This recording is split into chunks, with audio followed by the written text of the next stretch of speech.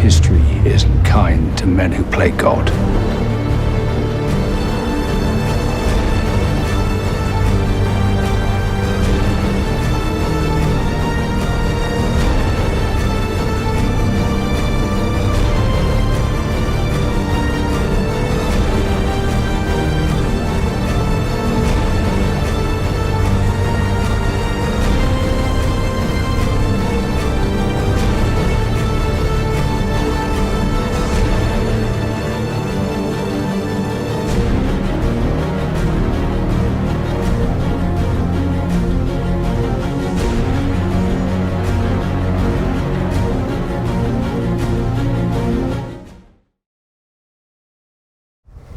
I'd like to ask you a question.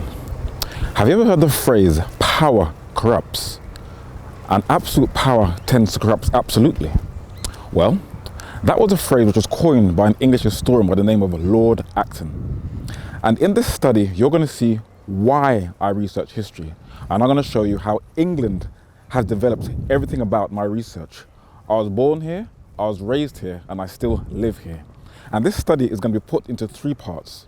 The first part, you're going to see the political influence England has on the entire world. The second part is going to be evolution, creation, and race. And the last half an hour is going to be about the man who has influenced the entire world. And as I encourage you at all times, please research every single thing you see in this study.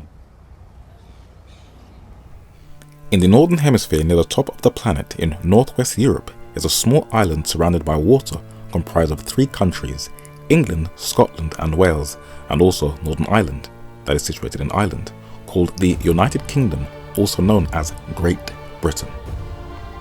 England, the most populated of the 3, whose capital is the decision centre of the 3, has a lot of history contained within its terrain. It still holds on to its medieval traditions as well as adopting to the modern world. And it boasts to be the first nation that has started the ball rolling by reconnecting the nation state throughout the world via the advent of the railway system that developed in the 19th century during the Industrial Revolution that still functions to this very day. But in the 21st century, she has influenced the world by introducing man into primitive witchcraft and its very dark occultic practices. A training ground that popularizes arts that the Most High condemns and is preparing man for the future. Sadly, English villains have also become icons for global revolution, like the famous Catholic terrorist Guy Fawkes, who tried to blow up King James I in the House of Parliament and the entire nobility. Britain has influenced the world in ways that most are unaware of, and Hollywood, the world's most influential storyteller, has forewarned all of us how.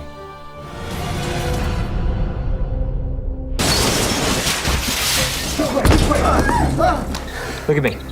Positive for Howard Marks. I'm placing you under arrest for the future murder of Sarah Marks and Donald Dubin that was to take place today, April 22nd, at 0800 hours and 4 minutes. No.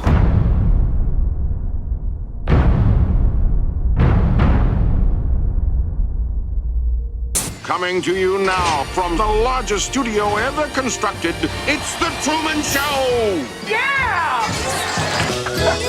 What if? No scripts, no cue cards. Morning, Spencer. How's it going? What if you were watched every moment of your life? These films and their realistic but very dark nihilistic messages mirror the idea of the late English journalist George Orwell, who wrote it in his book 1984, which is a dystopian account that was published in 1949 that gives us an insight into how all modern nation states globally will eventually turn into totalitarian surveillance regimes. And since 9/11, they have all more or less followed the same trajectory. The Bank for International Settlements, situated in Basel in northwestern Switzerland, was established in 1930 and is owned by the members of the global central banks. It was co-founded by an Englishman, a bank whose name was Montagu Norman, who was the head of Britain's Bank of England. And the bank is spearheading a global CBDC digital currency that many are weary of. Now, in terms of global education, Columbia University in New York City is a private Ivy League research university, and when it was originally founded in 1759, it was originally called King's College after a king. And the University of Göttingen in Lower Saxony in Germany in Western Europe is also a public research university and was founded around the same time or just a little earlier in 1734. And its original library facility was to use the research methods of English historian Edward Gibbon. But these two schools were both founded by George II, King of Great Britain, the first English king who was born and brought up abroad in northern Germany. And this English monarch wanted to expand English intellectual education abroad. But England also influenced other areas of thought. Another influence that was nurtured in England was that throughout the 20th century, nations all over the world embraced communism as an ideology. And a rap song by a hip-hop group in the 1990s called Mobb Deep was called the survival of the fittest. But where did these two terms come from? Now, in Highgate Cemetery in North London are two graves facing each other. One is of German philosopher Karl Marx, and facing him is the grave of Herbert Spencer, the English philosopher and psychologist. Now, Herbert Spencer coined the phrase the survival of the fittest that Charles Darwin incorporated into his book The Origin of Species. And the German-born London-based Karl Marx co-wrote the 1848 pamphlet, The Communist Manifesto, that has influenced many revolutionary thinkers, starting from the late 19th century, going even into the 21st century. But there is one man who has affected modern-day statistics, but he is little known. Now, who is he? Let's look at Sky's poll of polls, and you see that this poll from YouGov today is broadly in line with polls for months. Computers now outperform us in so many ways. My algorithms react quicker than human traders. Wouldn't it be crazy if you could create voiceovers that sound like A raspy old man. a young teenage girl, or a guy with a different accent all by yourself? Well, that's exactly what you can do with Artlist's new AI voiceover feature. Introducing Amplitude, the digital analytics platform that's essential for every business. It's B2B season, and Bet on B2B has all your B2B marketing betting in one place. Bet the over-under on that white paper download. Will they say they're AI-driven, AI-powered, or AI-centric? Now, in our modern digital world, in every single field of research, its method is modeled after an 18th century English statistician.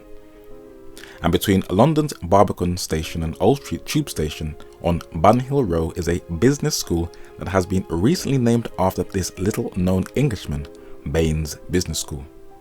And around a 5-minute walk from this building is an open cemetery called Bunhill Fields Burial Ground that has the remains of free thinkers, nonconformists and radicals such as William Blake, Daniel Defoe, hymn writer Isaac Watts, Puritans John Owen, Thomas Goodwin and John Bunyan.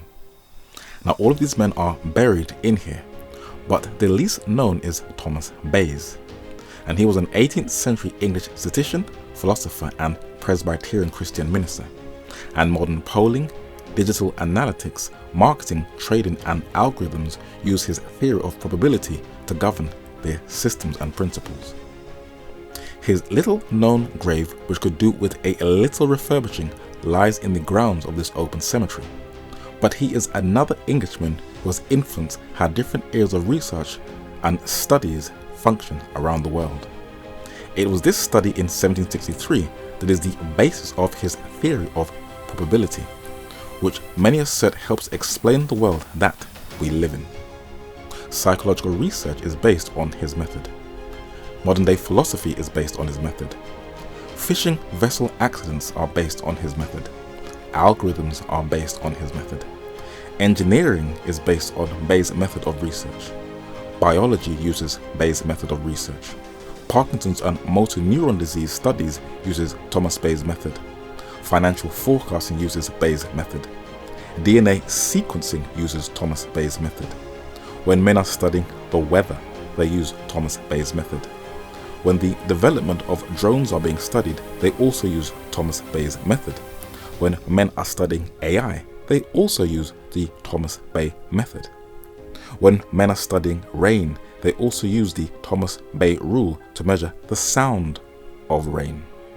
When they are studying how to take care of patients in hospitals and in care homes, they also use the Thomas Bayes method. But what about studying the earliest episodes of early history? Modern science is now admitting that man did live alongside lizards that are called dinosaurs, and they did coexist side by side. And it has also been confirmed with the Thomas Bayes method. And many more things have come to light about the ancient world.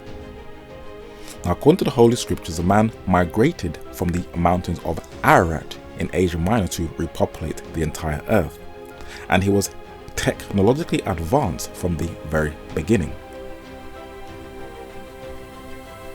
Now, studies are confirming over again, as the Bible says in Genesis chapter 10, that what we today call Iraq is the birth of what today we call civilization. And it reinforces the reliability of the Holy Scriptures. Now, in a previous study called How to Study History, or How I Study History, Sir Austin Henry Layard on the right and Sir Henry Crens Rawlinson on the left, Englishmen, showed us that the oldest writing systems were created in the Near East, in the Orient. And today, nearly every month, studies are being published to verify that both of these 19th century scholars who had a biblical worldview were right, and that early man was highly sophisticated from the very beginning, and not this backward primeval savage. And linguists writing for the Royal Society also use Thomas Bayes' method to study the ancient languages of the Middle East. But it's not just the science of linguistics, but the science of archaeology that has opened a window into the past so we can see how our early forebears lived. And modern archaeology also uses the Thomas Bayes method when they are conducting archaeological digs and analyzing their finds. So when men have found the oldest gold collection on earth, called the Varna collection in Bulgaria in southeast Europe, it confirmed that early man in Europe was a sophisticated being who was more intelligent than their modern day successors have thought. And men have to humble themselves, and they have to rewrite history about our knowledge of the past, which today is corrupted because it strays from a biblical worldview. Energean, according to its official website, is a London-based exploration and production company that is focused on developing resources in the Mediterranean Sea, where their leading product is gas. Now, while exploring on the ocean bed off the northern coast of Israel, they found the remains of something that was quite interesting. They discovered pottery, but alongside it was the oldest shipwreck ever discovered in the world. And it was discovered that this ship was created by the tribe called the Canaanites. And it showed that these people were not only technologically advanced, but they were early traders, for the Canaanites also have the oldest known written alphabet and the oldest known written sentence in the world. And despite their deeply dark occultic sex practices, they had schools to teach children. Hopefully it wasn't about their foolish religious practices that included infant sacrifices. And even when these olive-skinned descendants of Ham were being defeated and conquered by the Egyptians, the science of archaeology has shown us that this race or tribe of people in the Bible did exist, and that the Bible is truly historically accurate. Now, the oldest known wooden spear that has ever been discovered was found, guess where? In Britain. And it shows that the earliest inhabitants of the Northern Hemisphere in the British Isles also had a high level of technological sophistication when constructing materials. And the oldest known wooden structure was discovered in Africa, that is between Zambia and Tanzania. And it has shaken archaeologists' perception of early Africa that defies Stone Age stereotypes. Now, it was English archaeologists who were the first to confirm that in modern-day Sudan, which is known as the ancient kingdom of Kush in the Bible, had, guess what, kings as well as queens, priests, ambassadors, a unique alphabetic script, and they could perfectly carve into stone and into metal, so they were no different to the rest of the surrounding nations. And it was my reading the works of Englishmen Sir Arthur Henry Layard and Sir Isaac Newton that I learned about this ancient kingdom in the Bible that stretched my knowledge of the ancient world. So Thomas Bayes, an Englishman, was the man who has opened the world and has influenced every field of study. And this is one of the many influences Britain has all over the world. So it is Britain that has helped myself to realize that once I re-educate myself in the Bible and look at the world not through man's racial lens, but through God's divine lens, that I'll have a clear understanding of the world. I shall give one more example. In a previous study, I showed that caesarean section, a medical practice that is conducted when a woman is in childbirth, can be traced to nations that are all over the world and not just in the West. In the Islamic Golden Age, men practiced caesarean section, and in Peru in South America, the Incan or pre-Incan culture also practiced caesarean section. And when a missionary went to Africa in Uganda in the 19th century, he was humbled and shocked to find that they were also performing caesarean section. And he drew the medical procedure and took the knife that was performing the operation. And this image is preserved, guess where? In London's Wellcome Library. And England and its many facilities is what has made the work, progress and research possible to develop even at the doors. But England has annoyingly and sadly meddled in other nations' affairs for its own economic interests, even forcing people off their own lands. Some of these places that she has never left via settler colonialism, the indigenous are still protesting to this very day, and there are places that she has gone to that nobody knows about.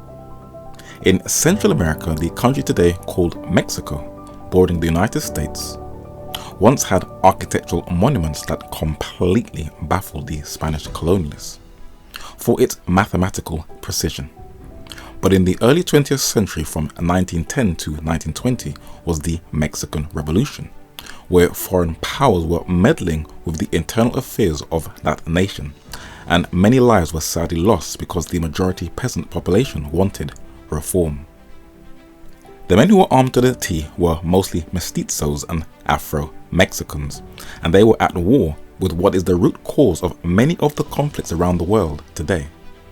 Now, according to the newspapers of the day, it was the US and UK oil companies that were controlling Mexico, and that was the real root cause of the Mexican Revolution.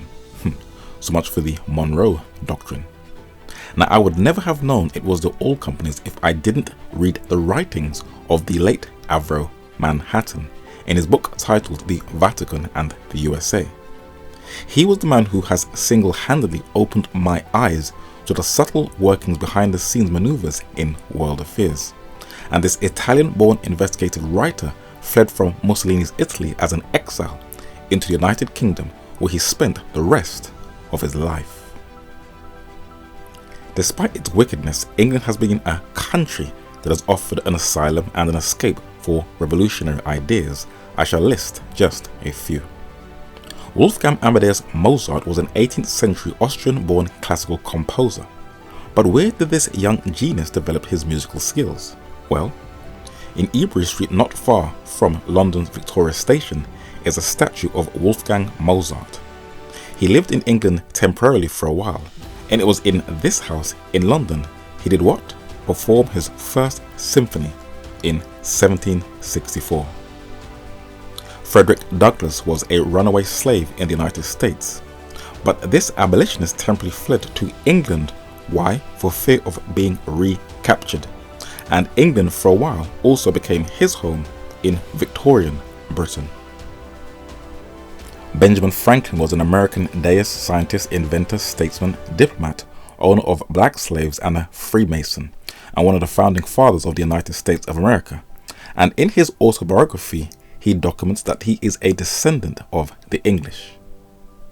His face is on one of the notes of the dollar bills, and during the time of the 13 states or colonies wanted to revolt from England, he spent some time in his forefathers' homeland, while the Anglo-Saxon settler colony, the United States, was developing in its first stages in its embryonic form.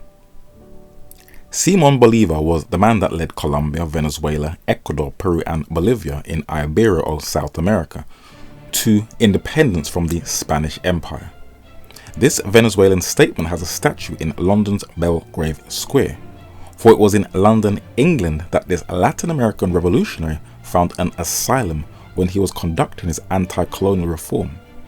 And like Benjamin Franklin, England became a safe place. Hollywood presents him as a sort of savior for black slaves, but that's a lie. Though the nation of Haiti supplied him with arms, he still did not liberate the slaves in the Spanish Latin American Empire. Now in Italy in the 19th century, there was also a revolution against the papacy, and one of its most famous icons was Giuseppe Mazzini, who was trying to liberate Italy from papal control. His mandate was outlined in this booklet. He temporarily lived on this house on Gower Street off Euston Road, and he also lives in Hatton Gardens.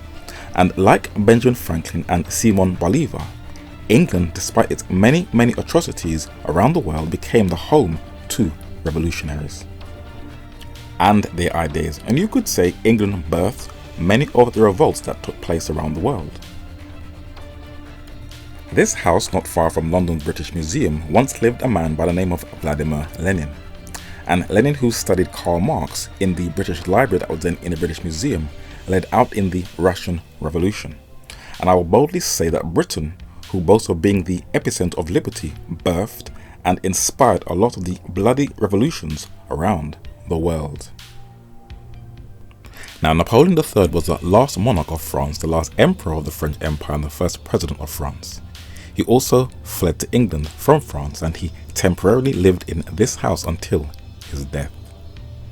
The French want his body back from England, but this ruler was the nephew of Napoleon Bonaparte, who in many of his battles sat on his favorite Arabian grey horse named Marengo after the emperor's victory at the Battle of Marengo in Italy in 1800.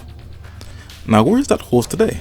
Well, in the National Army Museum in Chelsea in southwest London, if you go upstairs, you will see the skeleton of, guess what? Marengo, Napoleon's horse that he left when he fled from the English in a battle. There's also a samovar that kept his water and a piece of Napoleon's hair. I wonder if there is any dandruff in it. Sorry. Now, this is a grave of a very little known individual from Poland called Joseph Ratzinger. Who was he and what was he about? Well, in his memoirs posthumously published 12 years after his death, in his own words, he tells us, quote, "In 1946, I felt the time had again come to make a new effort in the direction of the unity of Europe. I made a start by giving a lecture at the Royal Institute of International Affairs, where at Chatham House, on the 7th of May, under the title European Continent." Now, just a stone throw away from Napoleon III's house is Chatham House.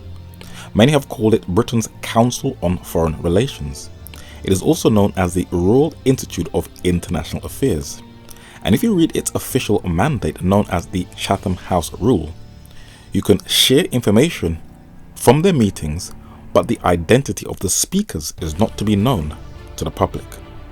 And on the official website of the Bilderberg, these annual meetings are also held or modelled on the Chatham House Rule. And this photo is of the very first meeting of the Bilderberg in 1954, where Joseph Ratzinger, a blue-spectacled chain smoker who is seated on the front on the far left, modelled the Bilderberg under Britain's Chatham House Rule. And once again, Britain has an influence over the world. And these famous meetings that holds the world's most powerful men in one room is what shapes many of the decisions that governs our world. And though nobody knows who this man is, for he kept his life very private, many are unaware that it is in London where this man reorganized the post-World War world with the creation of the Council of Europe and the European Movement International. Now the last thing I will mention is Pan-Africanism. There would really be no Marcus Mosiah Garvey if it wasn't for England. It was here where he educated himself in an attempt to unite the black race into one global body. While in America, he was dressed in the same headgear as his hero, Haitian revolutionary Toussaint Louverture. But Garvey modeled his ideas from a Trinidadian London-trained barrister by the name of Sylvester Williams. He was first to set up a meeting known as the very first Pan-African Conference in 1900 in London, in a meeting that was held in Westminster Hall, now Caxton Hall, to unite black minds to better the black race, but they didn't ask for no reparations. Blacks were to be trained to write their own narrative in their own books and have their own libraries. And then in Manchester in 1945, another Trinidadian called George Padmore also held another Pan-African conference. But this time it was in this building in Manchester, and it was one of the leading causes of the anti-colonial movements on the continent of Africa. So England is the home to many of the radical movements of the 19th and 20th centuries. But while it offered asylum to many outsiders, historically it has never really been a lover of its young people. And since post-war Britain, the youth have really rebelled against the establishment, especially as they have shut down most youth centres for youth to congregate and socialise all over the UK. And most of them have absolutely no interest in God at all. Well, what happened? Now, England boasts to be a Christian nation, yeah, right. But has it honestly represented Jesus Christ? And what did the Lord divinely command? Now, Jesus instructed his church to feed the sheep, strengthen the weak, visit the members, and help the poor and the needy in society. He also instructed them to teach the nations. And what are they meant to be taught? Well, they're meant to be taught Bereshith, that is creation. They also be taught the fall of man at Eden, the promise of the coming Redeemer, where the gospel is meant to be preached to transform and change lives, and to prepare the world for the second coming of Christ, where the earth will be destroyed and renewed. If your church isn't doing that, then they have miserably failed as a body. Now, I get a lot of stick because people don't like me teaching the nations. The church just wants the gospel all for themselves. But if you carefully study what the Apostle Paul taught in 1 Corinthians chapter 9, especially the last couple of verses, he spoke to them in a language that the Greek community could understand and identify and relate to, by using the Olympics and by presenting the reward, that is the crown, as the same as a crown that you will receive at the second coming of Christ, according to 2 Timothy chapter 4 and verse 8. I mean, even the world respects the words of Jesus Christ. Why? Because they're so true. Beware false prophets who come to you in sheep's clothing, for inwardly they are ravenous wolves. Now, England did raise up mighty men like John Wycliffe, the evangelical doctor, and William Tyndale. And there were others who were tempted to follow in their steps, like Richard Baxter, Morgan Godwin, John Wesley, and Thomas Dick, men who condemned slavery and also believed in reform. But England got greedy, and they made the mistake of racializing salvation. And her heroes like Oliver Cromwell and George Whitefield were colonizers and slave owners. And today, as I observed in this book titled An Imperial History of England, the English first colonized the Irish, then the Welsh, then the Scots, and from her own land to all over the world, people are still complaining about the trauma of colonization. Peter Hitchens had an arresting column in the Mail the other day. Enough with these interminable Scottish, Irish, Welsh nationalists whinging decade in, decade out. Why don't the English secede from the United Kingdom and leave these eternally dissatisfied Celts to take it out on each other? And why don't you ask yourselves in Dublin a question? Why did you fight the British? Why did Irish nationalists fight the British for 500 years? 500 often very bloody, difficult years until the 1920s. What was the point of it? But come on, don't try and lecture the Irish people about the culture and history and precarious nature of peace on this island. You haven't got a clue. Whenever you look at the British colonisation of Ireland and the Israeli colonisation of Palestine, it becomes very easy to see why so many Irish people stand with Palestine, because a lot of the things that Britain did in Ireland have been done by Israel in Palestine. One of those things is land confiscation. In 1641 in Ireland, around 40% of the land was owned by England or by settlers, and just about 70 years later, that number had skyrocketed to over 90%. Another strategy is the use of religion to justify atrocities or to oversimplify a conflict. In Ireland, everything is boiled down to Catholics versus Protestants. In Palestine, everything is boiled down to Muslims versus Jews.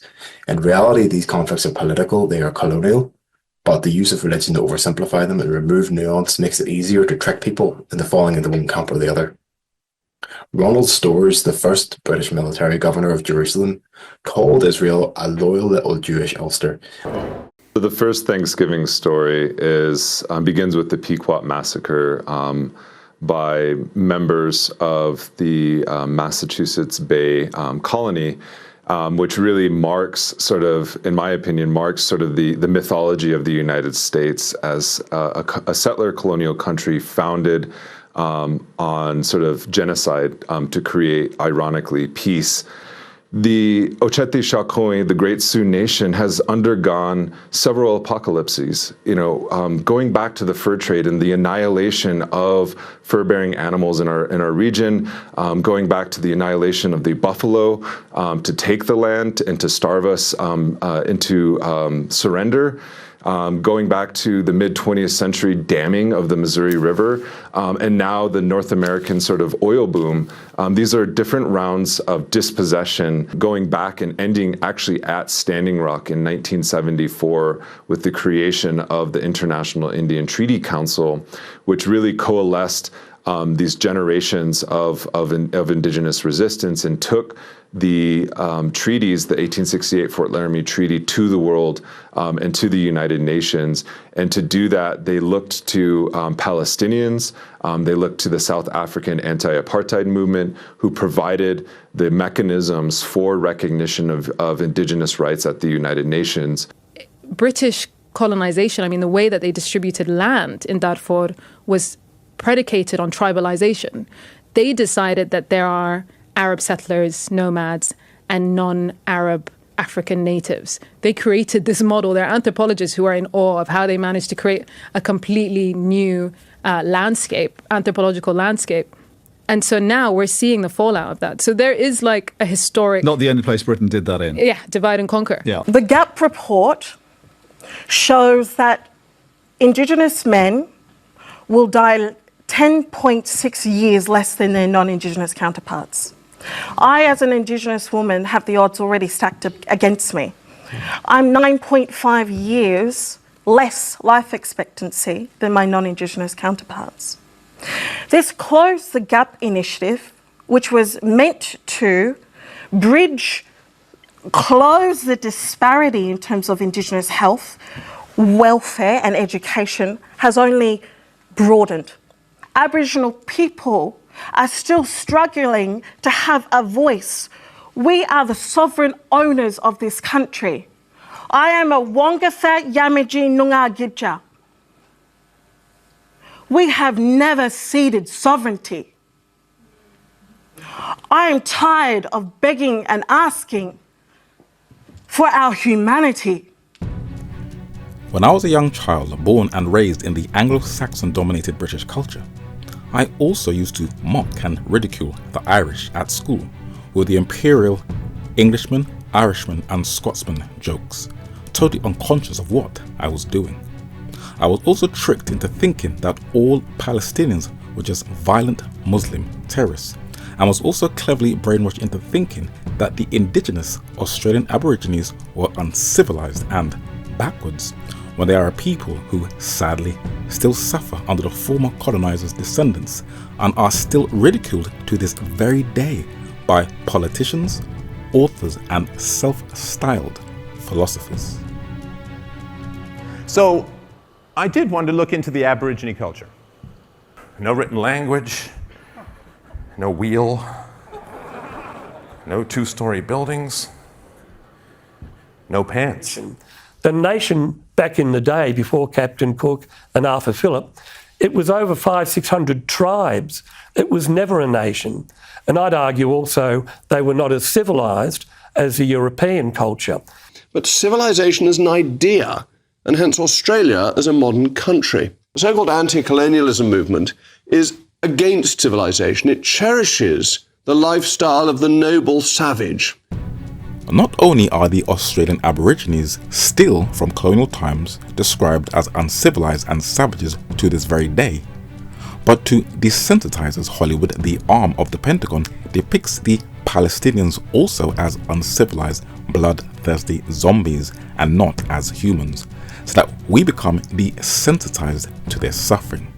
So that when they are being murdered for over a year in real time, sparing neither age, gender or status, that also includes foreign journalists and UN aid workers, we wouldn't show no empathy, especially when a false colonial narrative is still being perpetuated to the public.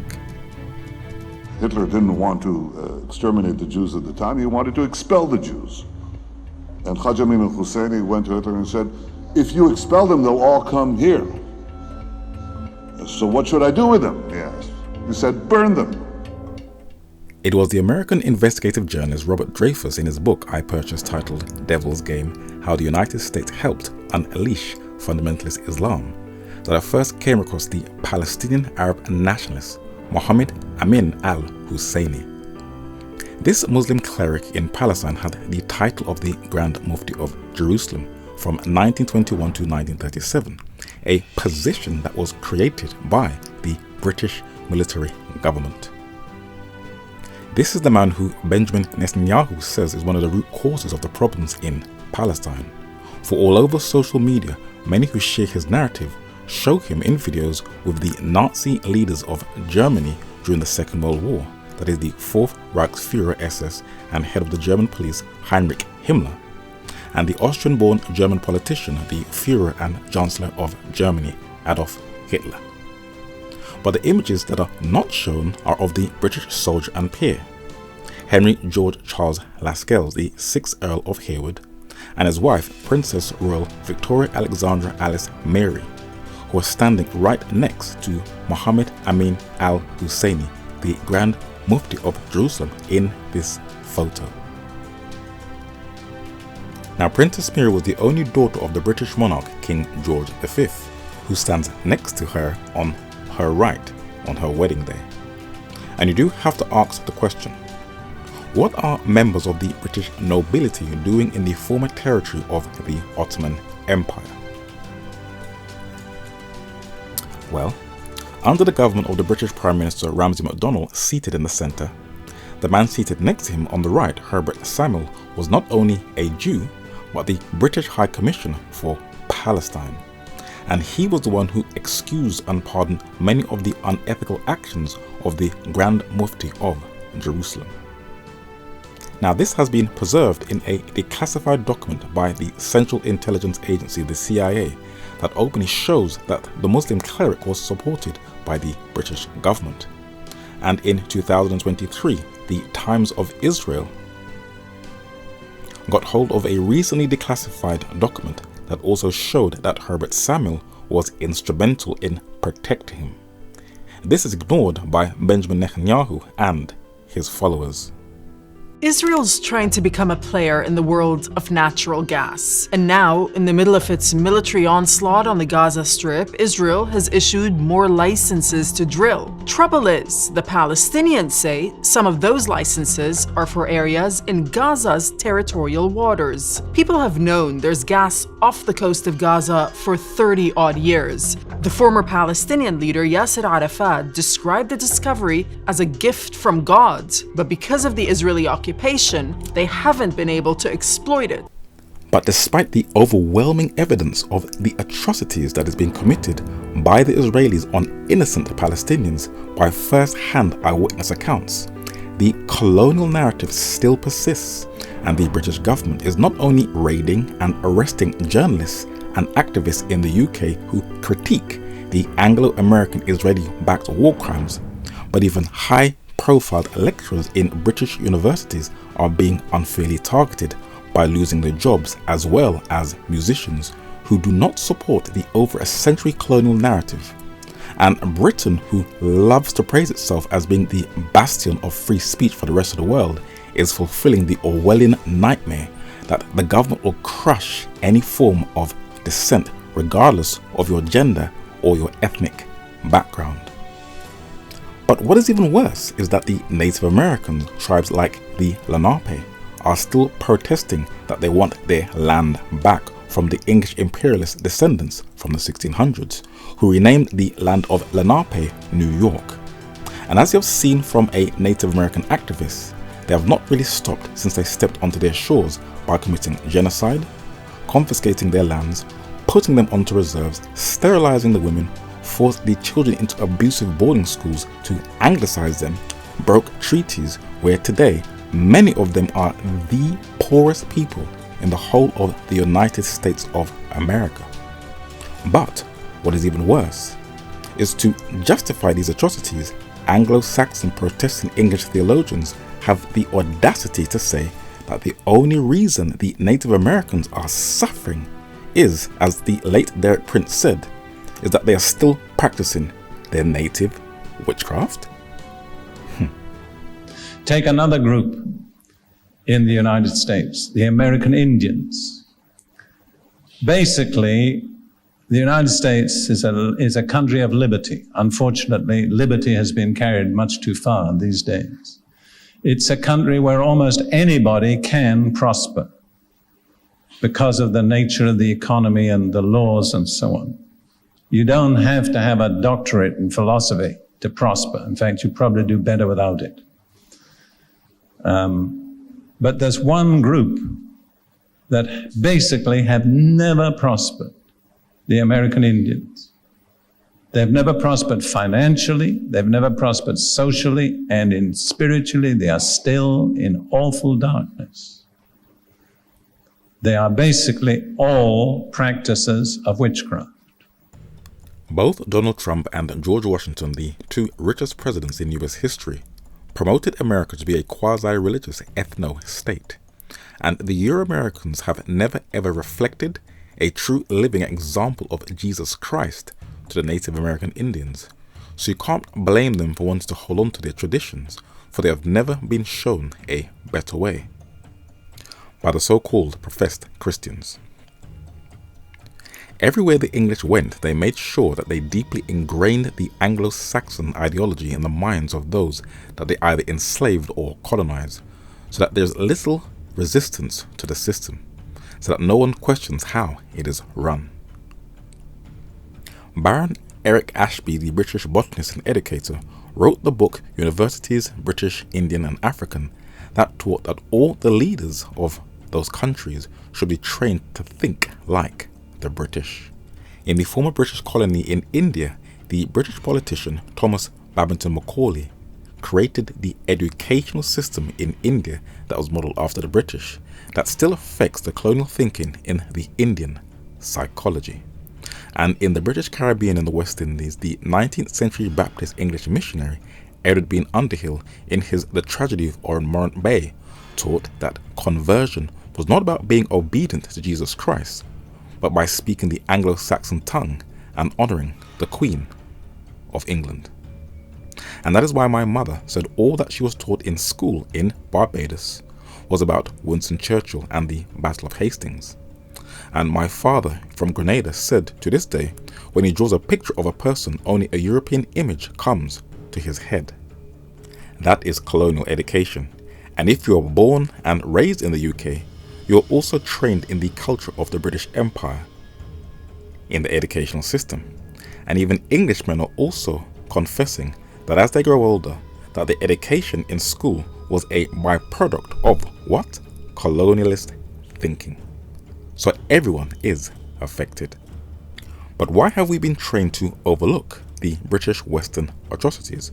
Well, in a book titled British Historians and the West Indies, the Oxford-educated writer following the West Indian Caribbean intellectual tradition, the Trinidadian-born Dr. Eric Williams, when describing British colonialism, said, quote, "The classical school of British historians, that is Thomas Carlyle, was a radical and an absolutist and an early Protestant against the evils of industrialization. He became the advocate of the hero, that is the representative man like Oliver Cromwell and Frederick the Great. The dominant note in British historical writing between 1880 and 1914 is imperialism, that is the justification, encouragement, defense, and apology for the colonies. The leading historians are Anthony Froude, old friend and disciple of Carlyle, who became Regius Professor at Oxford University. The historians provided the propaganda for the politicians and sought to popularize the new drive for colonial expansion. It was in this economic soil and political climate that the British historians between the two world wars functioned and developed their ideas. H.A.L. Fisher and Arnold Toynbee as general historians, and Sir Reginald Copeland and Lord Olivier on the colonial question. Now, the University of Oxford is the oldest running university in the English-speaking world, and since the year 2017 it has been named and rated as the best university in the whole world. But its elitist curriculum has been able to retain a colonial worldview. And in Chelsea Embankment in South London once lived the infamous Thomas Carlyle, the Scottish-born essayist, historian and philosopher. He was a fierce opponent of the abolition of blacks from slavery in the colonies, and he expressed this in a book. This Protestant also promoted the hero narrative, where he made heroes out of European historical figures that others see as criminals and warmongers, and he became the mentor to slavery and colonial apologist Anthony Froude in the centre, where Arnold Toynbee on the left and Reginald Copeland on the right continued his English imperialist worldview. And today, in just over a generation starting from the 1980s, most of the British Prime Ministers from Margaret Thatcher, Tony Blair, David Cameron, Theresa May, Boris Johnson, Liz Truss and Rishi Sunak are all Oxford alumni. And Britain's modern-day defensive apologists are Douglas Murray, Sir Niall Ferguson, Nigel Biggar and Jacob Rees-Mogg, who are also Oxford grads. But I have been closely researching and also telling people for years, never underestimate Britain, for it is known for its dull weather. But many have written to the British government to ask if they are manipulating the weather. Now, the corporate-controlled media denies that the weather is being controlled and manipulated by the government. But those who are looking into things a little deeper know that there are some sinister moves that are being orchestrated that is manipulating the elements. And if it is true, then I'll have to say that they are going too far. Now, the UK does have the oldest spy network intelligence agency that started with Sir Francis Walsingham under the British monarch Queen Elizabeth I. But today, she has taken it to a whole new level. The British company BAE Systems is a multinational aerospace defence company.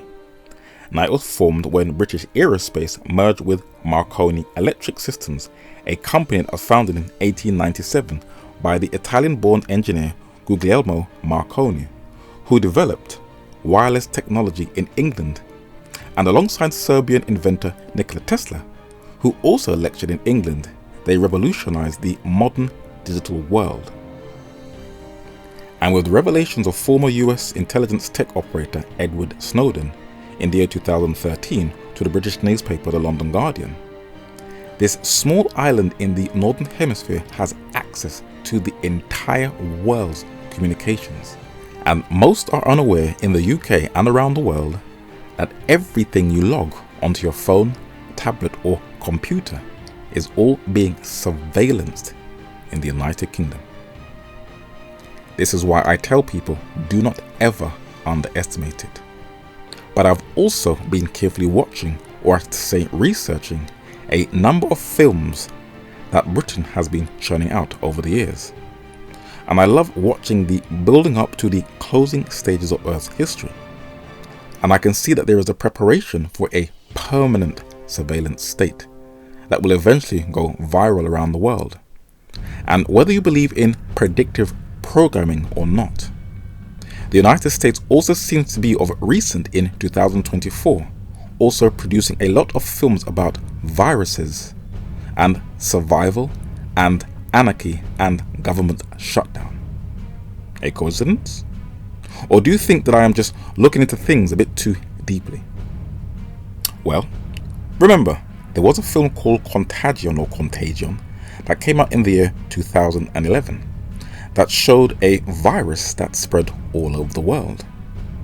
And the whole world was technically on lockdown, and a sort of martial law style of government was implemented.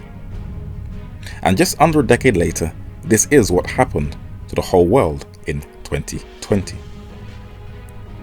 And it made me realize something that I observed when I was very, very young. Most people wear a mask, as the late Paul Laurence Dunbar penned in his poem. And it is only in a crisis where people's true characters are revealed. And most people that you will ever meet in this life are all followers, though they claim to be nonconformists.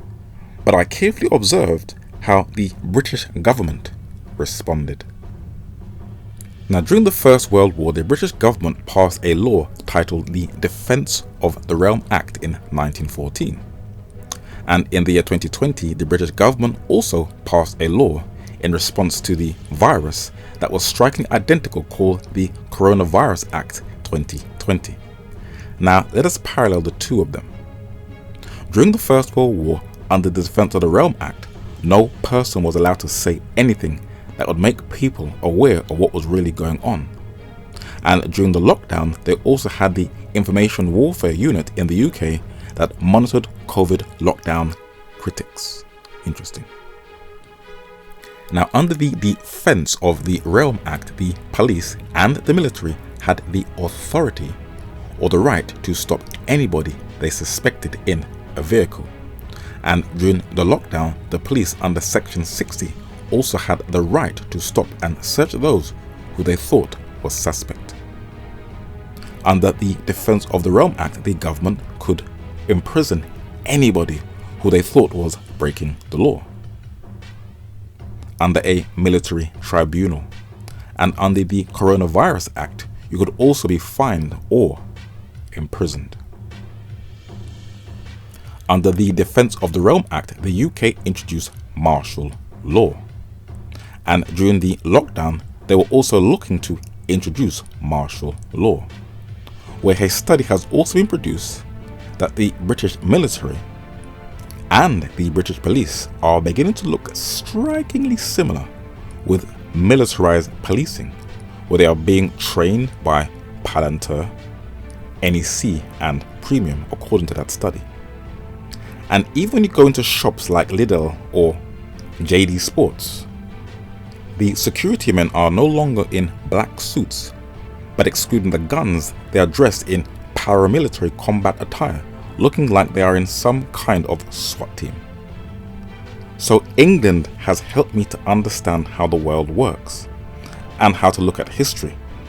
And the more and more I research, I'm also beginning to realize that men in both the music industry and in the tech world in the United States are sensing that something is not quite right and something is about to go down, but they seem to be running to the Bible for the answers. You know, for those who believed in a higher power, there's no more of that. They got rid of that. They got rid of him. So now there's a child out there that has no fear. Because don't forget, you don't fear God. But that's the only one that you learn to fear. There's nobody left to fear. So as man, it's like, yo, them kids don't got no fear at all out there. None. Don't forget, if you're going to go to the Bible, this per se, right? And he was up there with violins, making music the whole nine. He was the music man. That's what Satan was. Yeah. If he got cast out of heaven, he's down here too. He's still down here with his skills. Music. Right.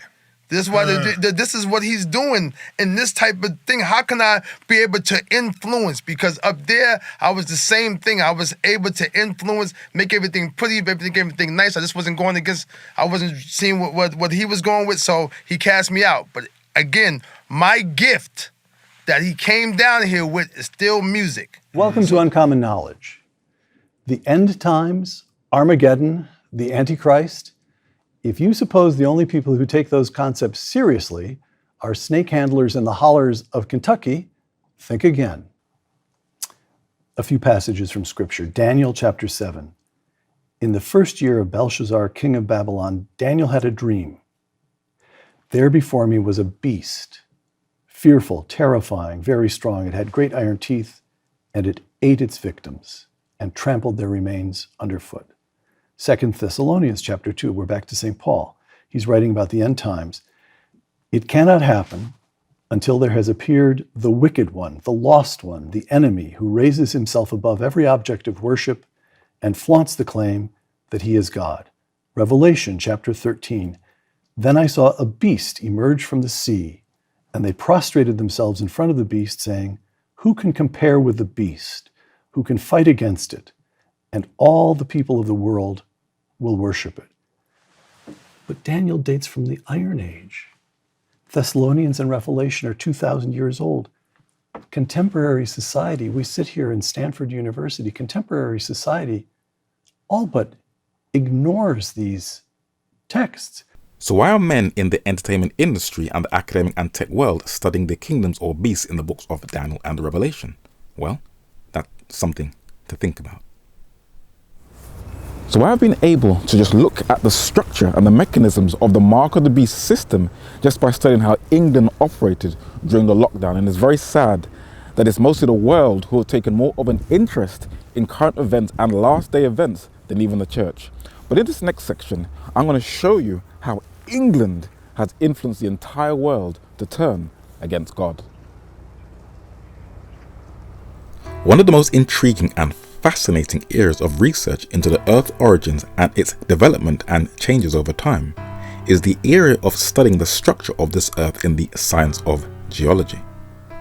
Now, this specialist area of study deals with the structure, especially the internal structure of the crust of the globe and of the substances which compose it, with the minerals, rocks, earth and other substances composing the globe and their formation, position and history, together with the successive changes that have taken place in the organic and inorganic kingdoms of nature, as illustrated by fossilized plants and animals. Now, when we go back into time at least 2 centuries ago, a world view was being developed and nurtured in the northern hemisphere, and there were a number of men in Britain who were to study the science of geology and introduce different epochs and push back the timescale of the Earth's history to millions and billions of years old. And it is England that has influenced the whole world on how they interpret geological time. I filmed in this cemetery a monument that had the name of an Oxford-educated Scottish geologist by the name of Sir Charles Lyell. There is also a plaque in Marylebone in Harley Street in central London, where he once lived, that is in memorial of this man who has influenced the modern scientific community, where he attempted to disrupt and uproot the Bereshith or creation model of Earth's origins. Sir Charles Lyell wrote a book titled Principles of Geology in the 1830s and introduced a geological term that has been titled uniformitarianism that has plenty of flaws. It was this set of books that had probably one of the greatest impacts on the Cambridge-educated Charles Darwin, as he confirmed in his own Origin of Species, and they both had frequent dialogues. But Sir Charles Lyell was also to influence another Oxford-educated geologist, and John Phillips was a member of the Royal Society, the Yorkshire Philosophical Society, the British Association, and a lecturer in the University of Oxford, Trinity College Dublin, and King's College in London. And unlike Sir Charles Lyell, he was a devout Christian. But in 1841, he published the first geological timescale in a book titled Life on the Earth, Its Origins and Succession. And he introduced and coined the word Mesozoic. And this is what he said, quote, "The three great divisions of strata and the three great portions of geological time are termed Paleozoic, and the word highlighted in blue that he coined is Mesozoic and Caneozoic. These designations have fairly won their way and bring really preferable while treating of the succession of life to such titles as primary, secondary, and tertiary, which express something more than the knowledge we actually possess, and something indifferent from the idea we wish to convey.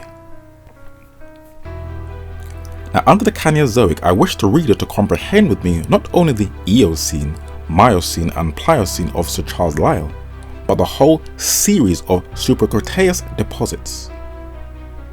Now, I know that was a bit of a mouthful, wasn't it? But he asserts that there are three different forms of geological time, and he introduced one of them, and the modern scientific community is governed by it. But what exactly does it constitute? Well, the word Mesozoic, as coined by John Phillips, is a geological term that means of the era or group of systems between Caneozoic and Paleozoic that is characterized, and look at the words highlighted in green, by the appearance of flowering plants and the emergence and extinction of dinosaurs. Now, there is a very big problem with that geological column, for it clashes with the latest evidence, data, and recently discovered scientific evidence. Now, according to the Bereshith model and description of the Earth's early embryonic beginnings, plants are a living organism, a member of the vegetable kingdom, that are mostly photosynthetic. That means they depend upon sunlight to survive, and are generally capable of living wholly on organic and inorganic substances. They contain tiny cells or bodies or plastids containing chlorophyll, which is a vital green pigment that gives it that color. The majority, if not all, of the animal kingdom depend upon plants for their food and survival, because they lack chlorophyll and are unable to manufacture their own food. And all of the earliest creatures in the animal kingdom that today are carnivores were once herbivores, as shown in a few previous studies. Now, an agronomist is a person that is trained and specializes in the study of plants that helps us to better understand their cells, their genetic makeup, and its relation to the environment and natural world. And Caroline Stromberg, a curator of paleobotany, was with her team closely studying the dung of extinct dinosaurs. And her in-depth study was to challenge the Mesozoic geological time, though she may not have been aware of it, where it was documented in the scientific journal Nature in the year 2005. And what they observed was very, very interesting, for a portion of that journal says, quote, "Some piles of fossilized dinosaur dung in India have revealed a surprising fact. Caroline Stromberg, a paleobotanist at the Swedish Museum of Natural History, Stockholm, and her colleagues based in India found signs of a variety of grass species in the dinosaur dung. They report in the journal Science. Interesting. Now, according to Genesis chapter 1 verses 11 to 13, the vegetable kingdom was created on the third day of creation. And according to verses 29 and 30, this was the original diet for both animal and man, and was to continue for man to be his diet alongside flesh after the flood in Genesis chapter 9 and verse 3. So the overwhelming evidence that has come down to us supports the better sheath or the creation model of Earth's early beginnings, and not the Mesozoic model. And we can either choose to accept the facts that are clearly in our face or ignore them because it clashes with an unscientific narrative. But despite the evidence, man is deliberately being re-educated differently. Walking with Dinosaurs, the 3D movie. It was a time of giants, when dinosaurs like me ruled the earth.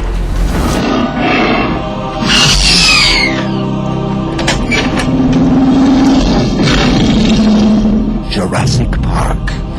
Dinosaurs and man, two species separated by 65 million years of evolution, just been suddenly thrown back into the mix together. Today, or it is fair to say in every age, man has a fascination with his early forebears' relationship with the ancient world, especially the order of animals known as reptiles.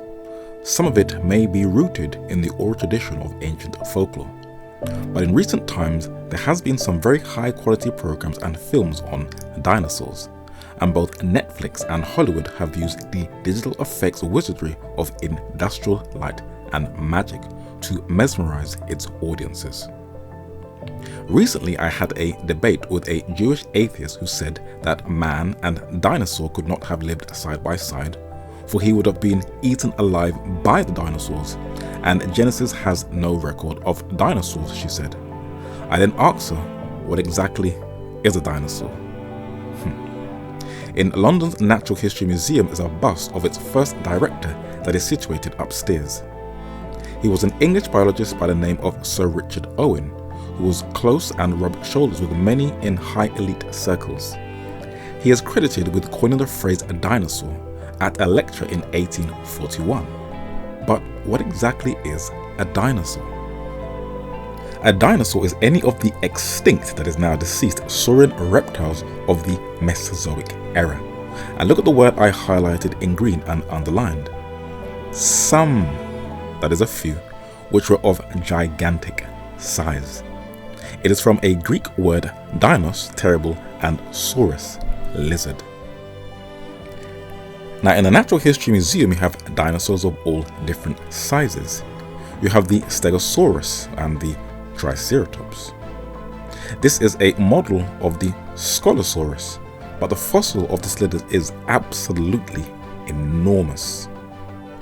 There are other dinosaurs or lizards that are much smaller in size, and there are others that vary in size also. This is an aquatic reptile that has been titled a pliosaur, but this one is absolutely colossal in size. You can tell its size in comparison to the visitors who have walked past its display. Now the largest pliosaur skull on record was discovered in Dorset in the UK, and it has 130 teeth. The head is huge, and Britain was either the first or one of the first nations in the world who spearheaded the drive for fossil hunting. But we must never forget that all a dinosaur is just a lizard. And in Manchester Museum in the north of England, you can see that these modern reptiles look not that different from their now deceased forebears. There's one looking at myself like to say, did I actually give you permission to film me? You're lucky that the glass is protecting you. But if you carefully look at the design of its feet, it is identical to the fossilized feet of the extinct lizards we today call dinosaur. But I will stress again, all a dinosaur is a lizard. That's it. And today you can still see that there are giant lizards like the Komodo dragon where you would not want to receive a bite from its jaws. And there are lizards all over the world that are a lot smaller in size. But what was one of their original diets? Well, a dinosaur, according to Virtue's English Dictionary, is one of a group of terrestrial fossil reptiles peculiar to the upper secondary formations in the geological record. But look at the word I highlighted in green. Some of them were carnivorous. If we carefully go through these modern-day peer-reviewed scientific journals, they are confirming the early Bereshith or creation account of early reptiles, that the Bible does mention there are dinosaurs, and that they were originally herbivores. That means they ate plants. And this Jewish woman's statement that man could not have lived alongside dinosaurs or lizards because they would have all been eaten alive is totally and completely false. And whenever a person presents a case or an argument to defend their position, they should always present the facts and not their own unscientific, self-conceited theories and biases.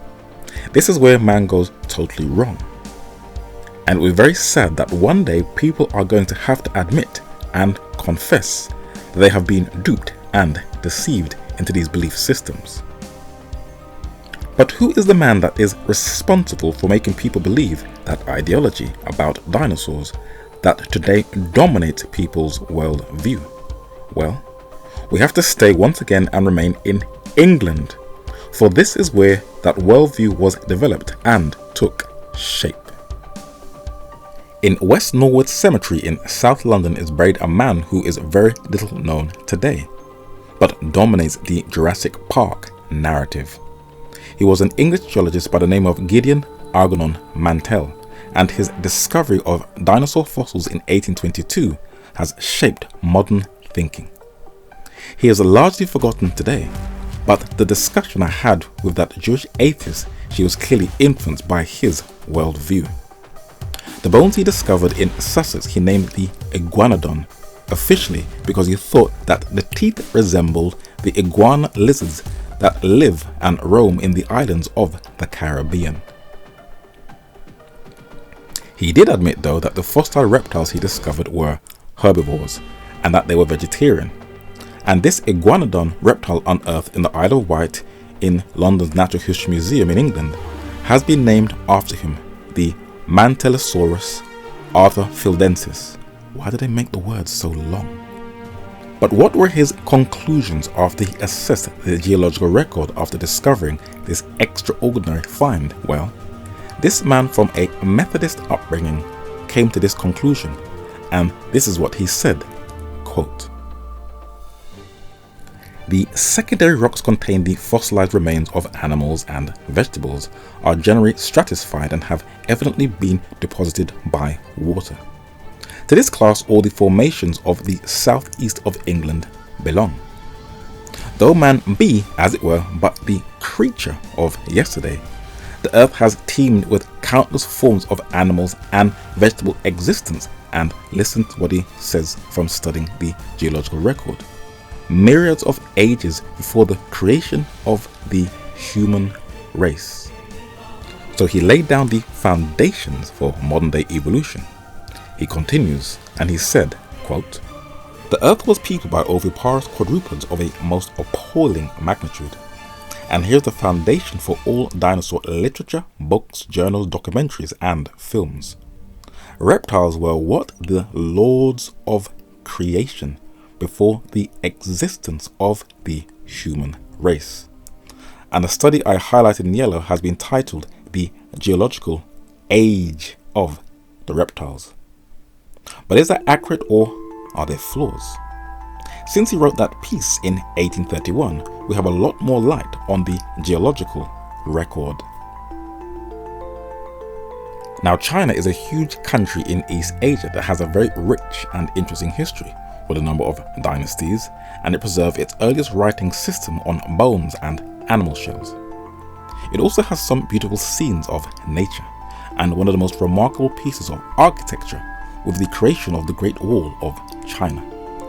But paleontologists discovered a beaver in that country, and it makes the modern day beaver look titchy.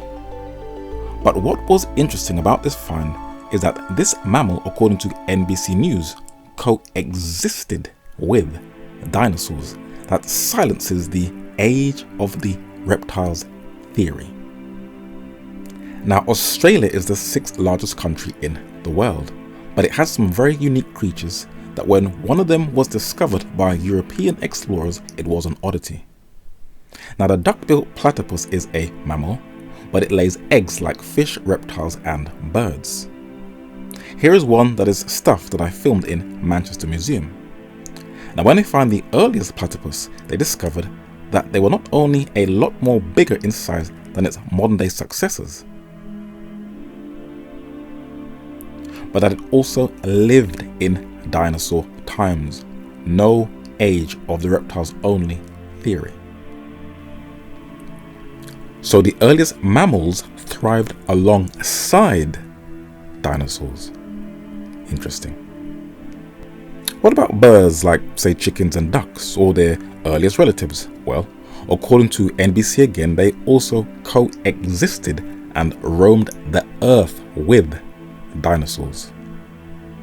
Now, in my hand I have an insect that has been preserved in amber. And there are many creatures preserved in amber across the world, and this also includes birds, where a scientist was in shock, maybe because it shattered the age of the reptiles theory, and it was discovered that birds found in amber also lived alongside dinosaurs as well as insects, where they discovered a dinosaur tail with an ant and also with a tick. Now, what about fish? Here are a group of men in a lab in Kenya with a fish that was thought to be extinct until it was rediscovered in 1938. Now, here is a fossil of that fish. It is called a coelacanth, and at the bottom is a modern day one. And as this scientific journal confirms, as highlighted in blue, this aquatic creature is exactly the same. No natural selection taking place. For the Economic Times said it was from the dinosaur era. And Flinders University said that they outlived the dinosaurs. And the Times newspaper of London says it has posed an ocean of evolutionary questions. So this fish, alongside all of the mammals and birds mentioned, lived alongside dinosaurs. And the so-called age of the reptiles has now been disproven. But once again, the overwhelming evidence has not stopped people from continuing to teach more and more lies. The out of Africa theory, I think it's more than a theory, it's really strongly evidenced. Why? Because we're part of the great ape family, and it's an African family. There's no doubt that human beings, our deep origins are in Africa. But then there, as you rightly say, there were these very early migrations out of Africa by species that are likely ancestral to anatomically modern humans, including definitely Homo erectus. In the lives of every creature on Earth are echoes of events that occurred a long, long time ago.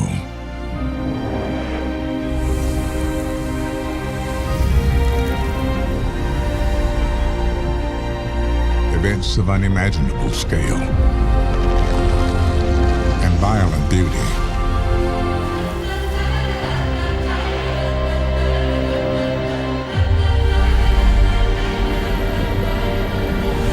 This is the story of our universe. Some, or I should rightly say, all of the most powerful Western media organizations are governed by a firmly established worldview that is still influencing the whole planet. But this idea is built upon a false, unscientific theory concerning this Earth's early origins. Influential figures from England are governed by it to shape the world's thinking. and the modern world via its most influential films is being indoctrinated by this idea. But how many people honestly sit down and question and critique its authenticity, its origins, and see if it is rooted in solid scientific facts? For even those who promote it admit that the evidence to prove it is lacking.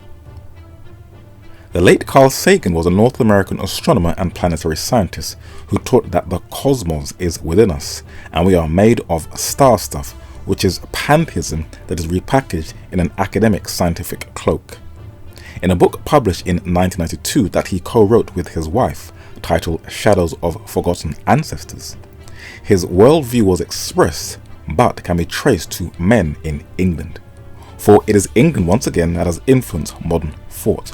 For he said, quote, "Evolution in no way implies atheism, although it is consistent with atheism. The Darwinian perspective is central to all of modern biology, from investigations of the molecular structure of DNA to studies of behavior of apes and men. It connects us with our long-forgotten ancestors and our swarm of relatives, the millions of other species with whom we share the earth. But enormous gaps yawn through the fossil record, although less so now than in Darwin's time. From the comparatively low rate of discovery in new fossils, we know that huge numbers of organisms have not been preserved. There's something poignant about all these species, some ancestral to humans on some sturdy trunk of our family tree. Most not about whom we know nothing, not a single example of them having survived, even in fossil forms, to our own time. Or to summarize it, there is no evidence for their theory. But if we go back into time, a century before that publication to the British Isles, the same words were used by two English men.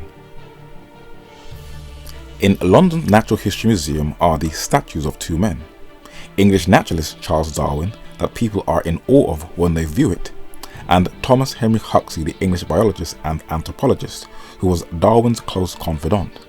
And in his book, titled Evidence to Make Man's Place in Nature, you will see where Carl Sagan got his ideas from, and it says, quote, "Where then must we look for primeval man?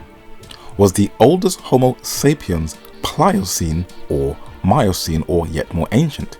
In still older strata do the fossilized bones of an ape more anthropoid or a man more pithecoid than any yet known await the researches of some unborn paleontologists?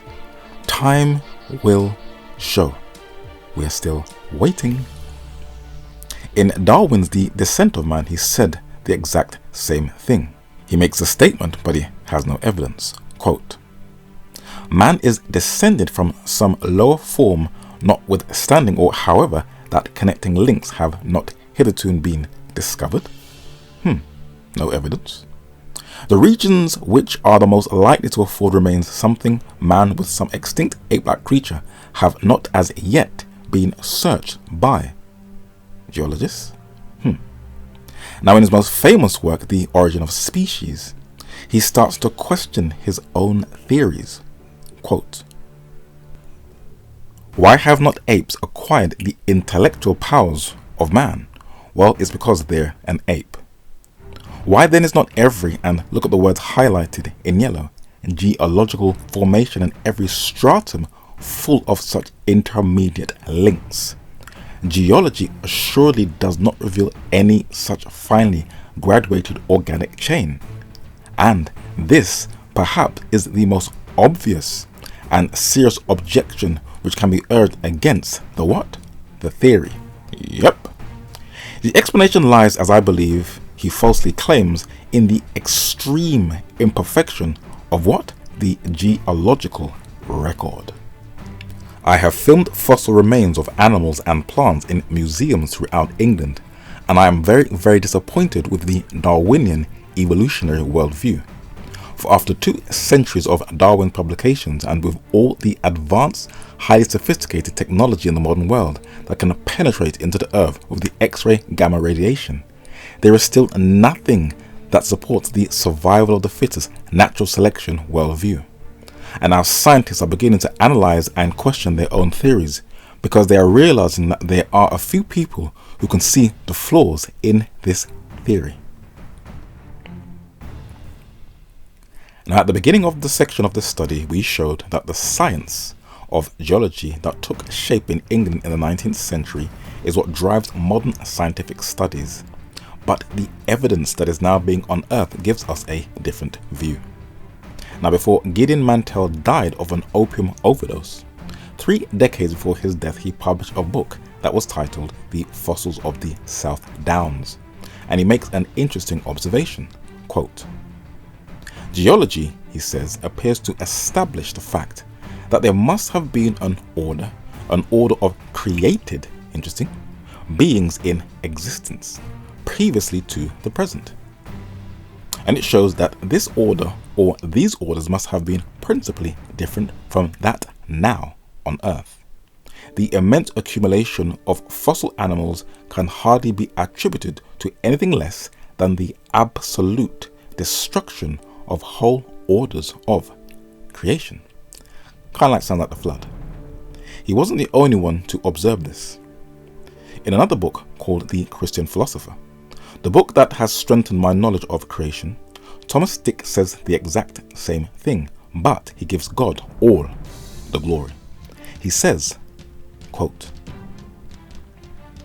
"The science of geology has for its object to investigate and describe the internal structure of the earth, the arrangement of the materials of which it is composed, the circumstances peculiar to its original formation, the different states under which it existed, and the various changes which it appears to have undergone since, who, the Almighty, created the substance of which it is composed." Now, it is considered as an established fact that more than 3,000 species of plants and animals that are found in a fossil state in the secondary rocks, not a single species corresponds with any now living on the globe. And even out of 3,000 fossil species in the tertiary formation, less than 600 are identical with living species. No living examples are now to be found in any quarter of the globe. Today, as paleontologists excavate the fossil remains of extinct species buried in the strata of the earth, he is still observing creatures that no longer exist today. This Lystrosaurus on the top is an extinct herbivore that once lived in Antarctica, India, China, Mongolia, Russia, and in South Africa. This pliosaur is called an elasmosaur that was found in Antarctica. The Sumbacuba Kutokafrika on the bottom left is an extinct mammal that was bigger than a polar bear that was found in Kenya in East Africa. And the skull of this Parasaurasium was an extinct mammal found in Eurasia. This skull of an extinct killer bird in London's Natural History Museum was found in Argentina, where it once roamed South America. Here's a picture of its skull in a man's hand so that we can have an understanding how big its skull was. This is a fossil of an early ancestor to the dragonfly in a museum in Oxford in England. When you closely compare them in size to modern dragonflies, it is a quarter of the size to modern man. Its descendants today are minuscule to their early ancestors. In the United States, the Great River Formation that runs through Wyoming, Colorado, and Utah has animals that are also extinct. I actually have a fossil from a fish found in that region in Utah that is now extinct. The creature that uses sonar radar bats that you see today are very different from the ones of yesterday. When they discovered the ones in the Great River Formation, it was discovered that they are extremely and very different to the ones we see today, where the oldest known bats on Earth have been discovered in that region.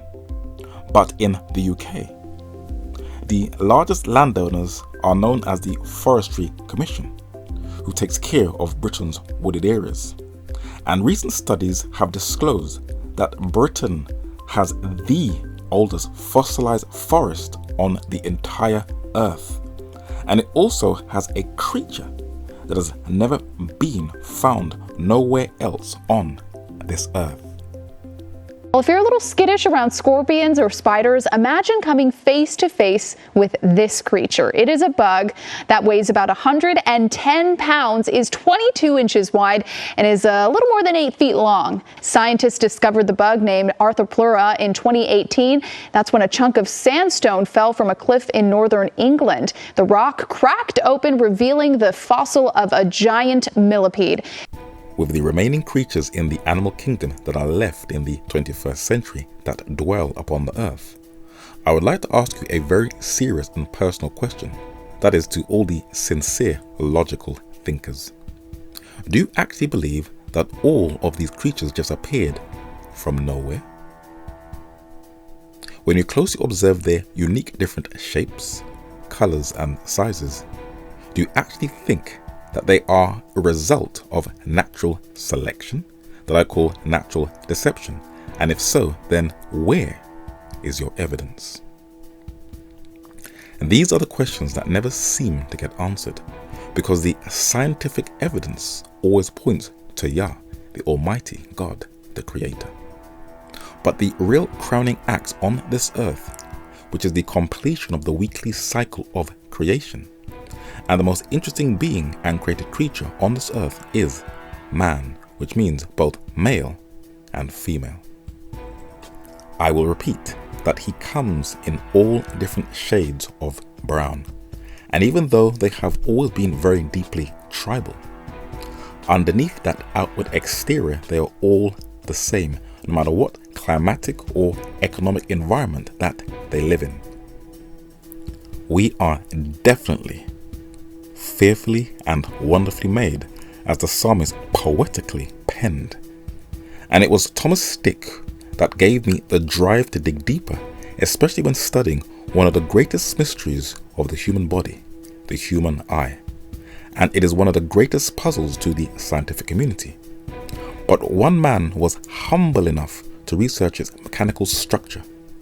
And this man, who was born an atheist in China, found eternal salvation in Jesus Christ just from intricately studying the human eye. I came from China as an atheist. I believed nothing but science. I was studying the structure of eye in med school, and I realized that the human eye is so complicated. Trillions of cells has to line up perfectly for visual signal capturing and interpretation. If any one of those cells gets out of line, the person will be born blind. So I had a big problem, and the atheist me at the time, that how could so many cells form in such a short period of time out of randomness? It was formed with a specific purpose for vision. So there's a designer, a creator behind that. And I start with my journey believing first there's a creator, there's a God, and later on, more specifically, the God is in the form of Jesus Christ. And Christ has died for our sin so that we could have a chance for eternity. When I was a young child, even though I didn't know God personally, I had a very deep gut feeling that one day all truth will be revealed and manifest to strengthen God's word, especially in creation. And true science is about testing, observation, and faith. And if analyzed properly, it will, without a shadow of a doubt, lead you back to the Almighty if you humble yourself and recognize that there is something greater and bigger than yourself. Men of different ethnic backgrounds, such as George Washington Carver on the left, Sir Isaac Newton on the right, and Hunayn ibn Ishaq al-Ibadi in the center, the Iraqi physician, scholar, scientist, and Assyrian Nestorian Christian, through their own scientific testing and observation, they humbled themselves, gave God all the credit and glory, and taught others these truths. But the 19th century English scientist's worldview still dominates in a 3-volume set that I purchased a copy, and it records all of Darwin's personal letters written to close friends. Some of them included Charles Darwin's cousin, Sir Francis Galton, a British polymath and the father of eugenics, Thomas Henry Huxley, and Sir Richard Owen. And all of these men influenced each other on the issue of race. And recently unearthed a letter confirmed that Charles Darwin admitted he was an atheist that solidifies what Carl Sagan said. Now, when you see experimentation that is conducted on innocent animals called vivisection for the development of modern science, it was fully endorsed and sanctioned by Charles Darwin. For in a letter that was written to Alrik Fritiof Holmgren, a Swedish physiologist, physician and professor, to justify this inhumane act of cruelty, Charles Darwin said, quote, "I fear that in some parts of Europe little regard is paid to the sufferings of animals, and if this be the case, I should be glad to hear of legislation against inhumanity in any such country. On the other hand, I know that physiology cannot possibly progress except by means of experiments on living animals.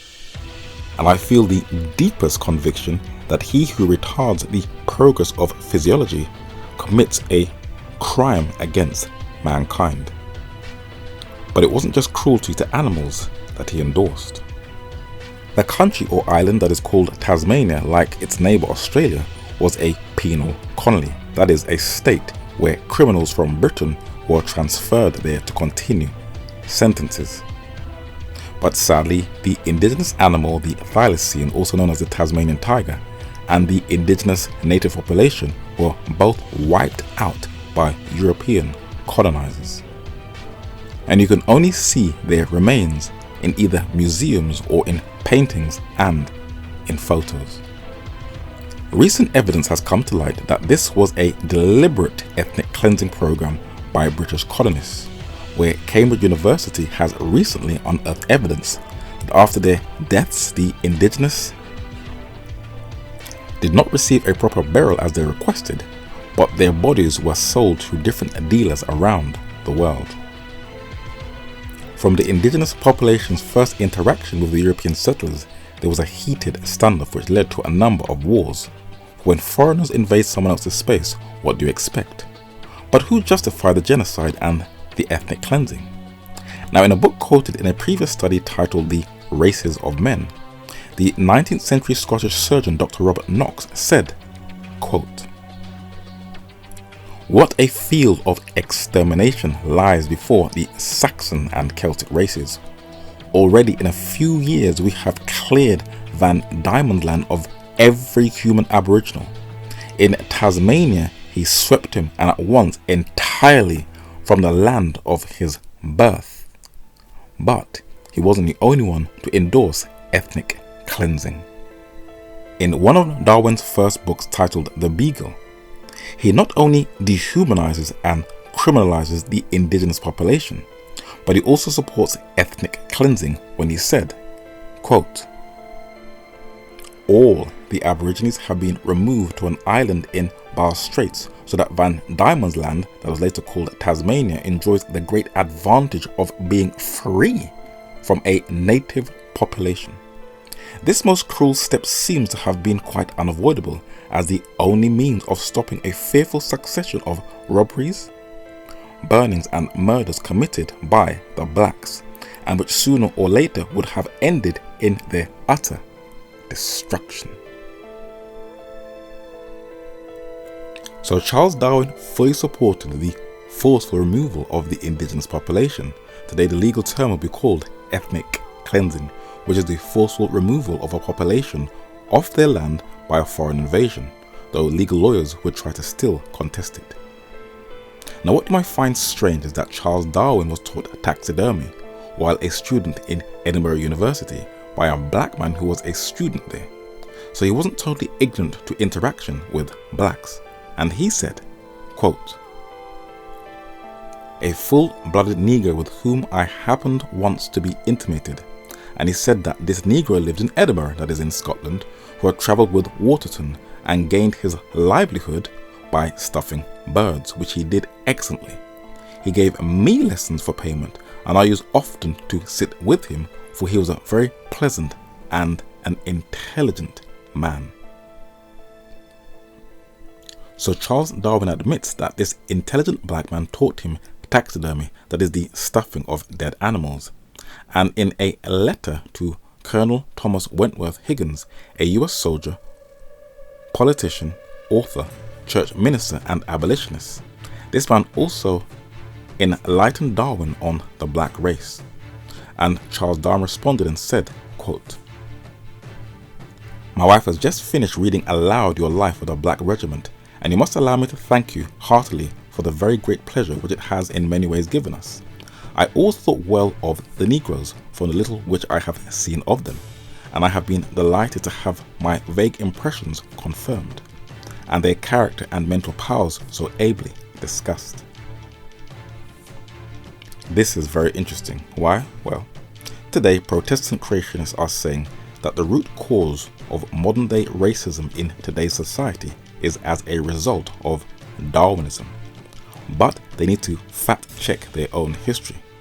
For it is true that the out of Africa theory was nurtured by Charles Darwin, and he said in one of his last books, The Descent of Man, quote, "At some future period not very distant as measured by centuries, the civilized races of man will almost exterminate and replace throughout the world the savage races. The break will then be rendered wider, for it will intervene between man in a more civilized state, as we may hope, than the Caucasian and some ape as low as a baboon, instead of as at present between," and he compares the Negro or Australian and the gorilla as one and the same. It is interesting that modern science is dismantling these stupid ideas and confirming that the earliest Homo sapiens or human beings on the continent of Africa were just humans just like us and not ape-like. But these ideas run deep. And in the life of Richard Owen, published by his grandson, even if they had their differences, he and Darwin's views on race were exactly the same. And he said, quote, "Sir, in the continental metropolis of the Ethiopian or black race, that is in Africa, the physiological possibility of the development of the Hottentot, a derogatory name for black South African women, from the chimpanzee, without, I believe, the slightest prejudice against such a relationship." Now, the Oxford-educated archaeologist and ordained Anglican church minister Archibald Henry Sayce, standing second from right, shared the exact same views. And in his book titled The Races of the Old Testament, his unbiblical and unscientific approach to anthropology is expressed. And he also said, quote, "We cannot look at a Negro without feeling that he belongs to a different species of humanity from ourselves, to a different race, in fact. The Negro, in fact, stands almost as such below the European as he stands above the orangutan." Same views as Darwin and Owen. He said that the Negroes are among the ugliest. This was one of the most respected authorities in the Anglican Church. I shall quote one more church authority, for in a multi-volume set of books titled History of the Christian Church, the 19th century Philip Schaff said, quote, "The foreign mission work has achieved three great conquests. First, the conversion of the elect remnant of the Jews, and of, using Darwin's words, civilized Greeks and Romans.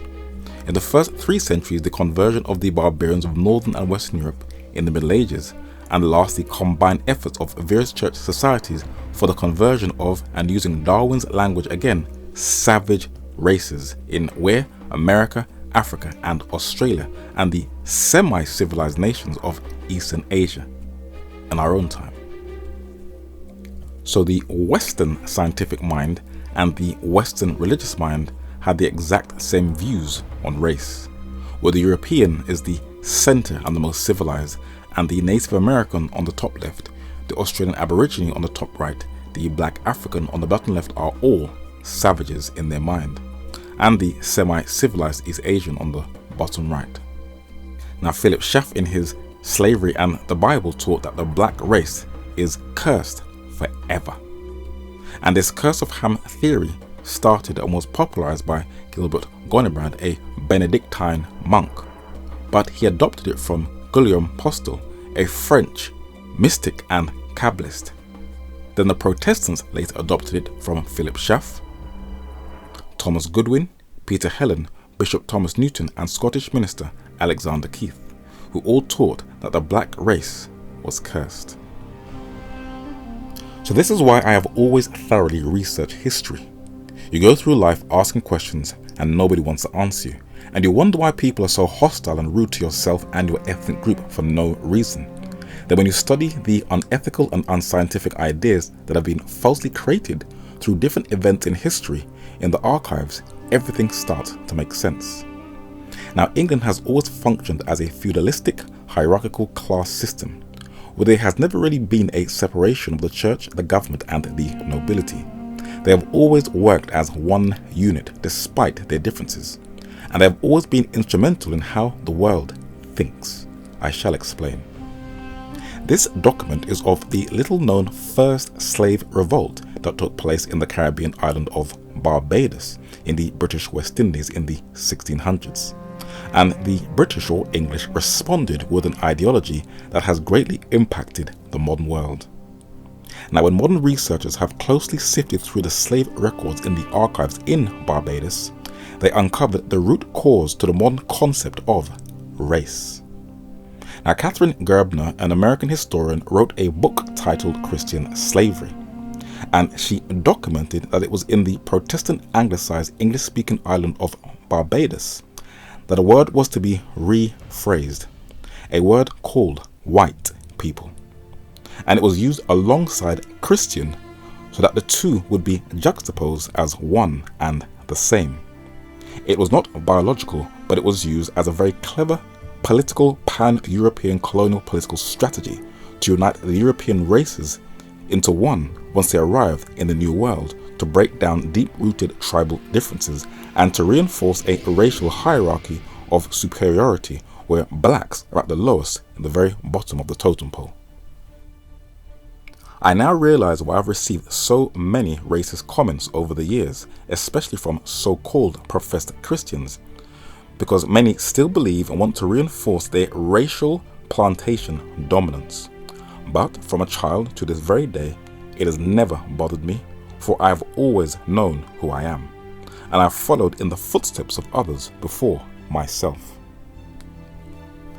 Now, in London's Pall Mall in central London once lived a British abolitionist in the 1700s, Otobo Kokano, who was born into a Fante family in modern-day Ghana, and he was shipped as a slave to Grenada when he was 13 years old in the West Indies, where he eventually was freed. And in Greenwich in South London, in the Queen's House in the Royal Museum, is a bust of another British abolitionist in the 1700s. His name was Alado Equiano, who was born in Igbo from modern-day Nigeria. This plaque in central London also documented that he opposed slavery, and he was one of the leading abolitionists in England. Despite the hypocrisy and the worst representation of Christianity, both of these men kept their Christian faith despite being surrounded by racism and slavery. But there are others. In the National Maritime Museum in Greenwich, in the room dedicated to the slave trade, there is a section on Haiti, where there is a bust of Jean-Jacques Dessalines on the right and a picture of Toussaint Louverture on the left. And despite being accused of voodoo in a book titled The Black Jacobin, preserving his words in context, Toussaint Louverture said, quote, "Madame, he who governs all is alone immortal. I cannot see everything, but that nothing escapes who? God." So this Haitian revolutionary, despite the hypocrisy, he kept his faith in God. And black or African American scholars like Frederick Douglass and W.E.B. Du Bois both confessed that it was the West Indians in Haiti that triggered the US Civil War that dealt with the slave issue in America, which has allowed African Americans to be free. But despite the Emancipation Proclamation, lynchings in the so-called Bible Belt in the Anglo-Saxon Protestant southern states took place, which was a reign of terror and fear so that blacks could know their place. And a booklet was published addressing this barbarism by two individuals who still kept their Christian faith. Ida B. Wells, on the right, the African-American female anti-lynching journalist and sociologist, who received many death threats from so-called Christians. And Samuel Jules Celestine Edwards, the Dominican or Antiguan West Indian-born British-based editor, Christian socialist, public speaker, author, anti-racist activist, anti-imperialist, anti-atheist, and ordained Methodist preacher. They both kept their faith. Now in England, in London's Waterloo Station, there is a statue dedicated to the West Indians who arrived in post-war Britain called the Windrush generation. And even West Indians of that generation that I've spoken to of different denominations told me that the worst racism that they have ever experienced in England was not in the workplace, not in public housing, education, or at football matches, but they all said that the churches were the most hostile, aggressive, and racist. But they still kept their faith. But not everyone was easily impressed.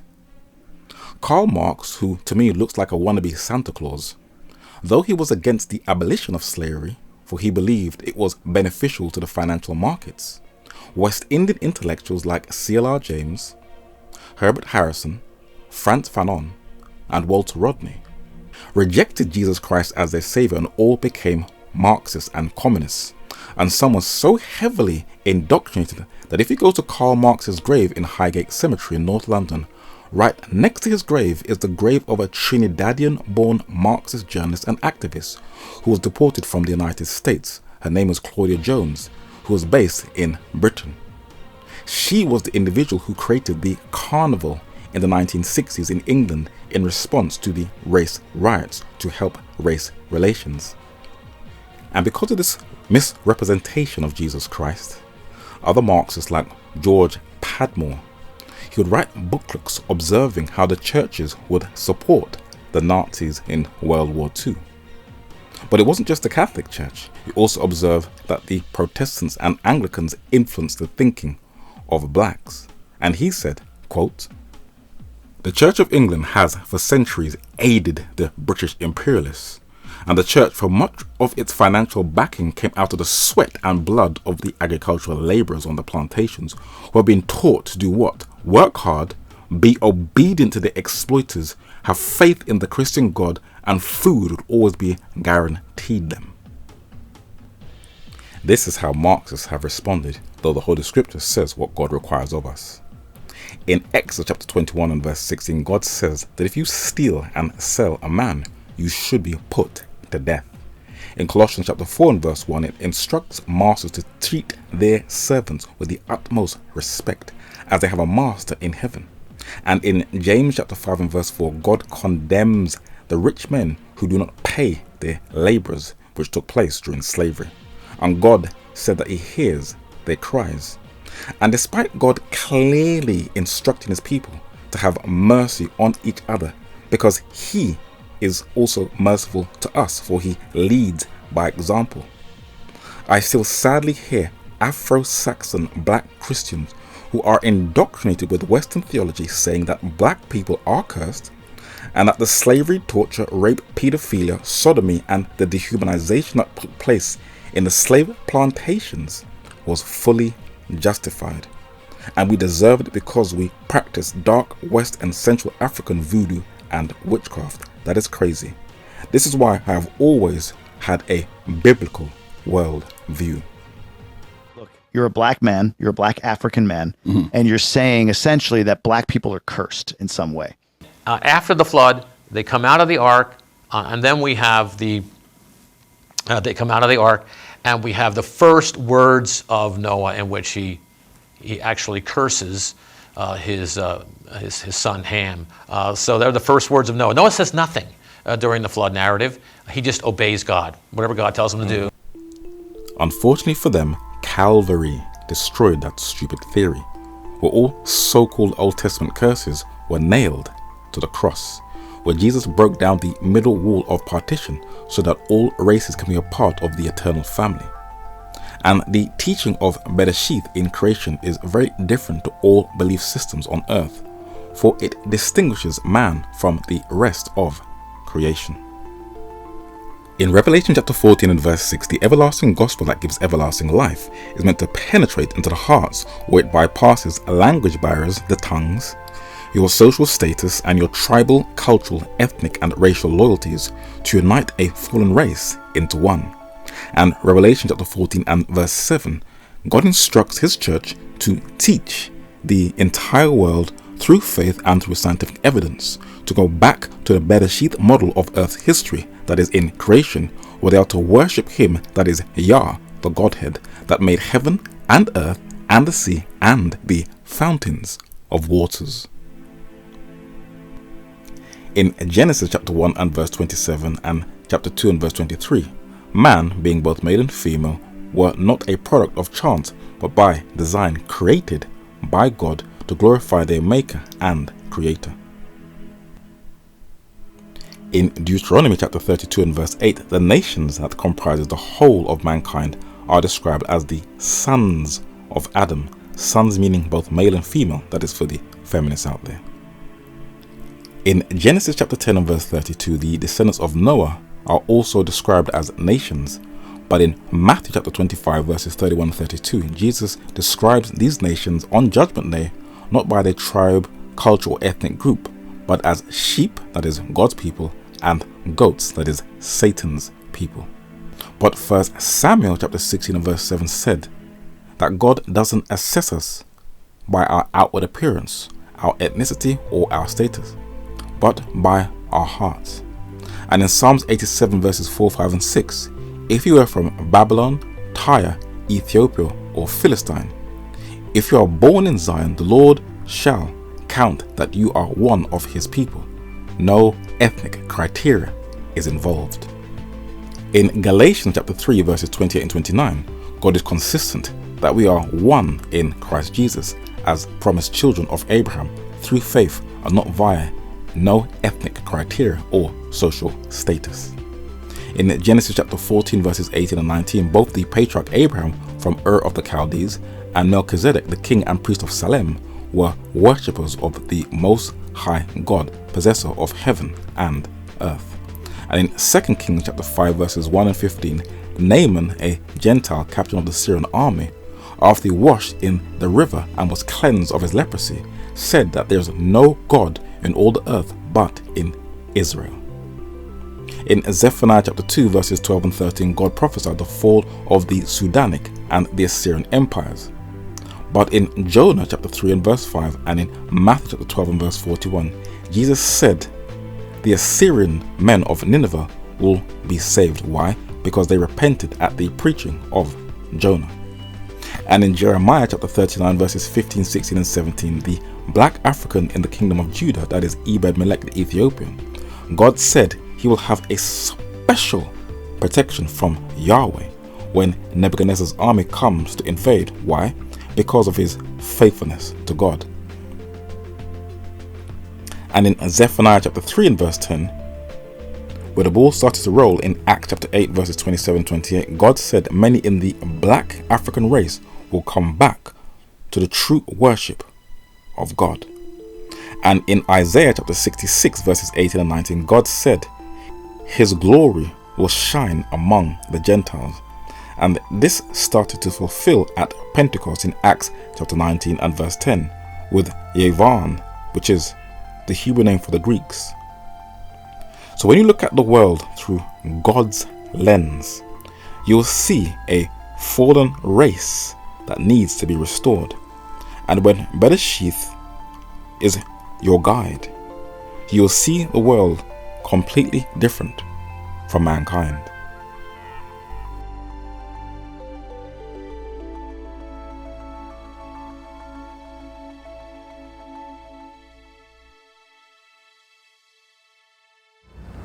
So we see here in this small little island in the Northern Hemisphere, it is England who has shaped people's attitudes concerning the issue of race.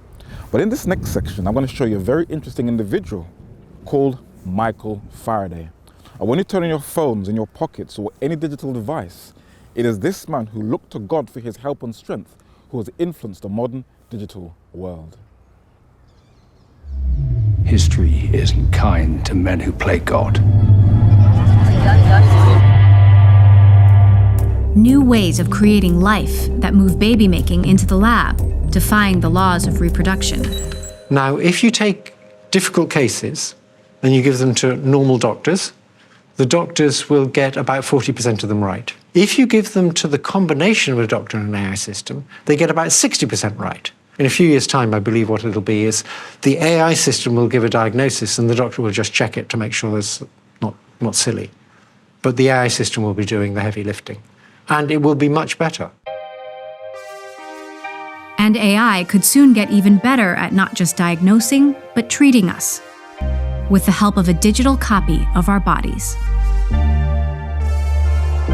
Let's start with a story that's just come out this week of two Harvard students in the US who've hacked Meta's Ray-Ban glasses in order to turn them into makeshift facial recognition systems, right? So all you have to do is look at someone and it will pull up information on that person about who they are, where they live, what their phone number is, and a lot more. Take a look.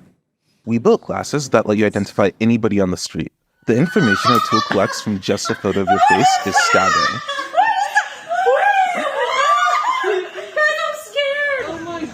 To use it, you just put the glasses on, then as you walk by people, the glasses will detect when somebody's face is in frame. This photo is used to analyze them, and after a few seconds, their personal information pops up on your phone. We have only bits and pieces of information, but what we know for certain is that at some point in the early 21st century, all of mankind was united in celebration. We marveled at our own magnificence as we gave birth to AI. AI? You mean artificial intelligence? A singular consciousness that spawned an entire race of machines. The Matrix is a computer-generated dream world, built to keep us under control in order to change a human being into this. An electric battery is an apparatus that comes in different shapes and sizes that discharges an electric current. But how did this modern device get into the modern world?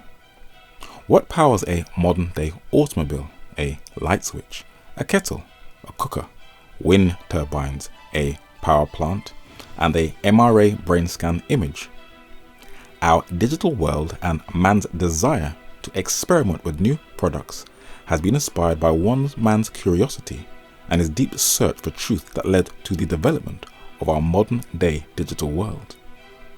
Building on the foundation of others before him, this man's tireless work in the lab has also saved many lives with his study of electromagnetism. With his study of the effects of electricity in the natural world, his invention of the instrument named after him, the Faraday cage, is a key factor in how aeroplanes are protected from lightning strikes. This man was a genius who contributed to our transition from the candle to the light bulb that has electrified our modern world. He even experimented on fish that produced an electric charge to show how electricity exists throughout nature. And today he has been credited with introducing the birth of the electric machines, where he entered a world that he would change, where his Faraday cage helps to block mobile phone signals and is used to help combat digital crime, where he has been credited as Britain's greatest inventor, where he was not only a brilliant experimenter, but he was also a clever theoretician. He was once printed on British paper currency on her £20 note, and though he is still very little known today, the 19th century English scientist and chemist Michael Faraday left a legacy that the whole world is still benefiting from today. But unlike modern scientists who hold onto an idea without humbly assessing its authenticity, he was different, for he followed an ancient field of scientific research that produced positive results.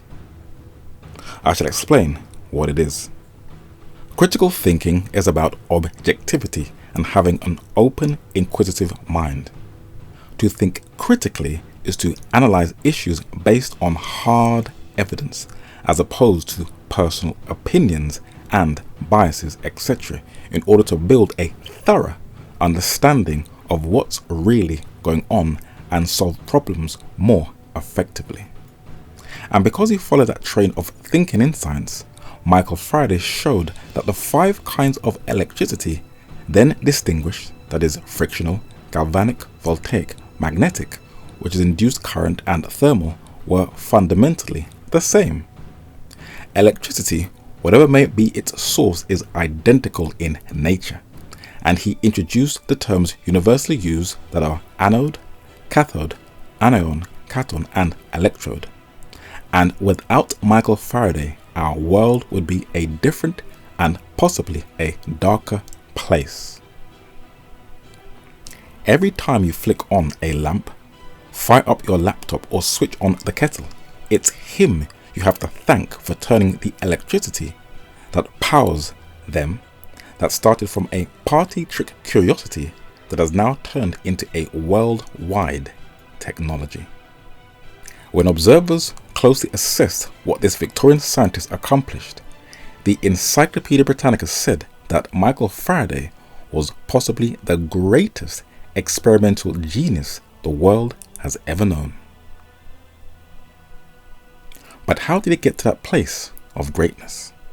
You see, in each one of us, from when we are very young, there is a deep curiosity on wanting to know the mysteries of life and how do things work. And as we get older, the curiosity does not die, but as our beliefs are set and established, we tend to not express our curiosities in the open for fear of being seen as an oddball or crazy. But this was not the case with Michael Faraday. And Dr. Henry Bent Jones, a 19th century English physician and chemist, wanted to preserve Faraday's personal thoughts in his diaries and letters, and he published them in a set of books so that his legacy would not be lost. And this is why Michael Faraday was a genius. He said, quote, "I remember," he said, "being charged with being a great questioner when young. But what method did he follow? He said that in early life I was a very lively, imaginative person who could believe in the Arabian Nights as easily as in the encyclopedia. But, he said, facts were important to me. And did what? Saved me. I could trust a fact." Now, in Westminster Abbey in central London are buried 2 men who were both from the Anglican Church, and they were both educated in the UK's prestigious Cambridge University. They are Charles Darwin on the left and Sir Isaac Newton on the right. Without the 2 credentials of the Anglican faith and the elite university, these 2 individuals would not be known or even recognized. You could not become a scientist without going through these 2 institutions. But Michael Faraday neither had a college or a university education behind him. He was an autodidactic, which means he was self-taught, and he accomplished far more than those with top academic credentials behind their name.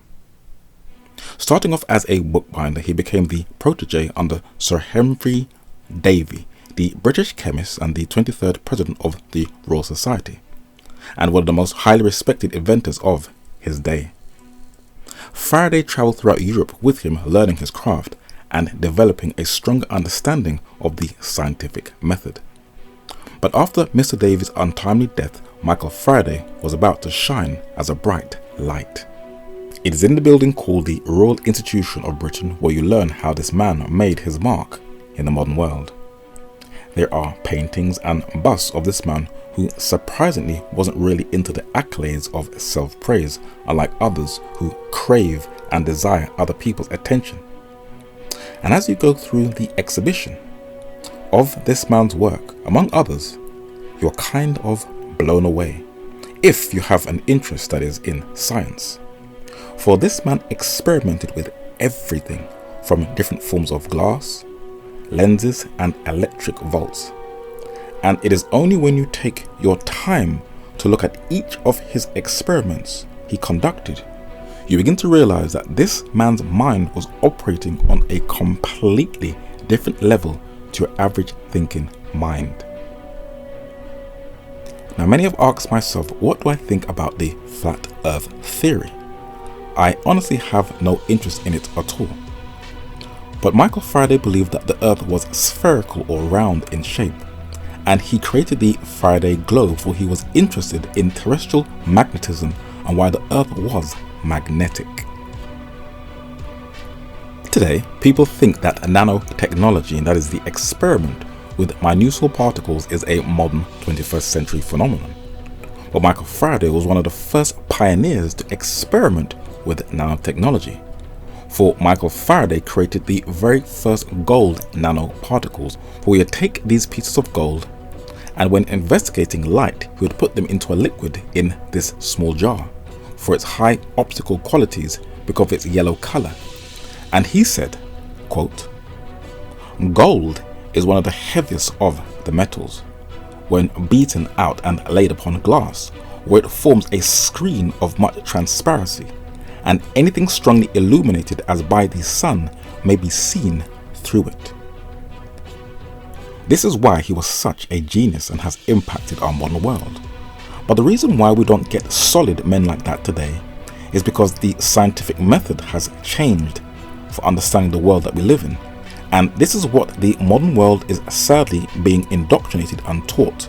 And unlike Michael Faraday's scientific method, this global established standard is not based upon no scientific facts.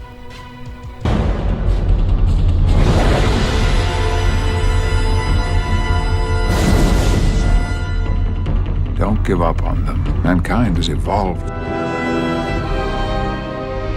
Ladies and gentlemen, we are now seeing the beginnings of another stage of human evolution. The truth is that mutants are very real, and they are among us. We must know who they are, and above all, what they can do. Evolution shapes our reality, driven by space and time.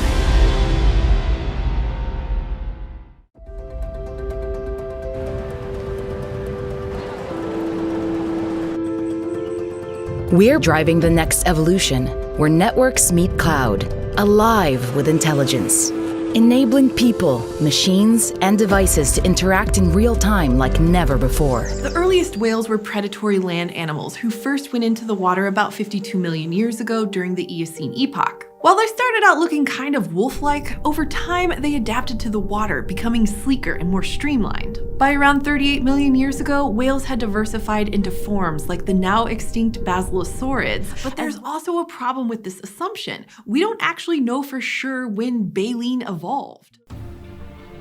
So the secular scientific community teach that land animals went into the water and transformed into whales, but they have no evidence when they actually evolved. That's odd. Interesting.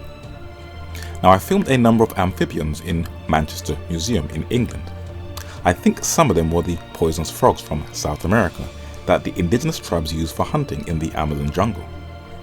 There are also fossils of extinct frogs and toads in London's Natural History Museum. Some are small and some are quite huge. But recently in Argentina in South America, they discovered a huge fossil of an extinct tadpole. Now, when it was discovered, it excited the paleontologists when it was unearthed. But there is a slight problem again. Their theories clash with the evidence that is openly before them. And this is what the evidence said, quote, "Scientists in Argentina have discovered excellently preserved fossil remains of the oldest known tadpole, the larval stage of a large frog species, where amphibians also lived alongside dinosaurs, according to Reuters News. Researchers know frogs were hopping around as far back, according to the interpretation of geological time, 217 million years ago. But exactly how and when they evolved, as highlighted in green, to begin as tadpoles remains unclear, according to the London Guardian newspaper. The fossil is not evolved, but is strikingly similar to the tadpoles of today, containing remnants of a gilled scaffold system that modern-day tadpoles use to shift food particles from water, according to the London Independent newspaper. So when we look at tadpoles today, when they are in their eggs, wriggling around, before they develop and transition to frogs or toads, and when we look at the fossil of the oldest known discovered tadpole at present, discovered in Argentina, this creature that lived alongside dinosaurs is still, guess what? A tadpole. No natural selection taking place. Now, in the previous study, How I Research History, we saw that the ancient fossilized horseshoe crab and the modern horseshoe crab is still the same horseshoe crab. And the Digital Library Archive, JSTOR, says it is exactly the same as it ever was, which, as the article says, is a challenge for scientists who want to study their evolutionary history. In other words, the horseshoe crab, as well as the tadpole, does not fit into their evolutionary Eocene chart and timetable. And Michael Faraday taught that we should be governed by facts about the natural world and not guesswork, theories, and assumptions.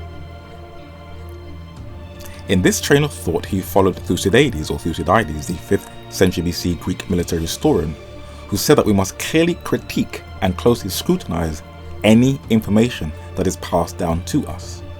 And this can only be accomplished with an open mind. For Michael Faraday said that, quote, "All of our theories, especially evolution, are fixed upon uncertain data, and all of them want alteration and support. Ever since the world began, opinion has changed with the progress of things, and it is something more than absurd to suppose that we have a sure claim to perfection, or that we are in the highest stretch of intellect which has or can result merely from human thought." So true. There is a perfectly good reason why you can find a health clinic in South London in England, and in one of the least expected places, Michael Faraday is highly respected with a blue plaque in his honor on the wall, credited as being a scientific genius and the discoverer of electromagnetism. But how did he get that credit? Now, in Baker Street, there is a building where there is a plaque that documented where he trained as an apprentice. But it was in the Royal Institute where, in the section in his honor, it shows his lab with all of his utensils, where he would be doing daily experiments to benefit mankind and to broaden their thinking in the field of science. And in this hall in the same building, he would show his experiments to live audiences that included both adults and at other times to children during the annual Christmas lectures. But what solidified his experiments is when William Thomson, the first Lord Kelvin, a British mathematician, appointed a man much younger to Michael Faraday, a Cambridge-educated Scottish mathematician, physicist and Christian intellectual named James Clerk Maxwell, to assess Faraday's experiments. And he proved that Faraday's scientific experiments on electromagnetic radiation was right. For when conducting experiments, this self-taught genius used both observation and testing, which is the bedrock of the scientific method. For his brilliant contributions in the field of science, not only was he a member of Britain's Royal Society, but he was appointed to be their chair twice, but he declined the offer. There is a monument in central London dedicated to the Crimean War of the 1850s. Its two most famous iconic figures are Florence Nightingale and Jamaican-born Mary Seacole. Now, the British government wanted advice on developing weapons during that war, but Michael Faraday declined the offer on ethical grounds. He was also offered a knighthood by the British Crown, but he also declined it. He did not want to have a reward that represented empire. though he had not less than 95 honorary titles and marks of merit. Now, Michael Faraday enjoyed helping to reduce the rusts on ship so that they do not sink, and he worked with lighthouses so that the ships could come to shore safely without crashing. So as soon as you walk out of London's Tower Hill station, you will see a building called the Trinity House that was originally built by King Henry VIII, the Tudor monarch. And Michael Faraday, like the Son of Man, wanted to save people's lives and not to destroy them during war. And he said in 1860, quote, "There is no part of my life," he said, "which gives me more delight than my connection with the Trinity House in the various attempts which have been made to carry out the great object of guiding in safety all people across the dark and dreary waste of waters." Sadly, in our digital age, the technology that Michael Faraday meant for the good of mankind is today being used to manipulate and exploit mankind.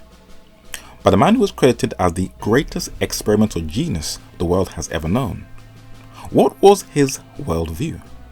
Because today's world is being subtly indoctrinated with a very dark and nihilistic worldview. Everything, at least via entertainment-wise, looks so dark and aggressive, bringing out the worst forms of human nature. Even the occult is being glamorized, and Satan is being portrayed as this, well, very cool, exciting, interesting, and misunderstood guy. Well, in Michael Faraday's close observation and study of the natural world, he was seeking to reconnect man to the study of God and nature. He wanted to show that you can serve your fellow man by teaching them how to observe the mysteries of nature through the intricate study of science, where you will see God's divine hand in every minute atom, in a detailed molecular structure, in the wonders of God's work. He said, quote, "We are placed by our Creator in a certain state of things, resulting from the pre-existence of society combined with the laws of nature. Here we commence our existence, our earthly career." He said that even in earthly matters, and he quoted Romans chapter 1 and verse 20, "I believe that the invisible things of him from the creation of the world are clearly seen, being understood by the things that are made, even his eternal power and Godhead." So his world view was rooted in Bereshith, creation, in the beginning. And he wanted to show that it is important that we all study creation individually, when he said, quote, "I do think that the study of natural science is so glorious a school for the mind, that with the laws impressed on all created things by the Creator and the wonderful unity and stability of matter, there cannot be a better school for the mind." He also believed in the power of prayer, where all battles are won. He knew that it was potent to reconnect fallen man back to his Maker, where we should always pray, as Jesus says, and we should always pray without ceasing, as solidified by Paul.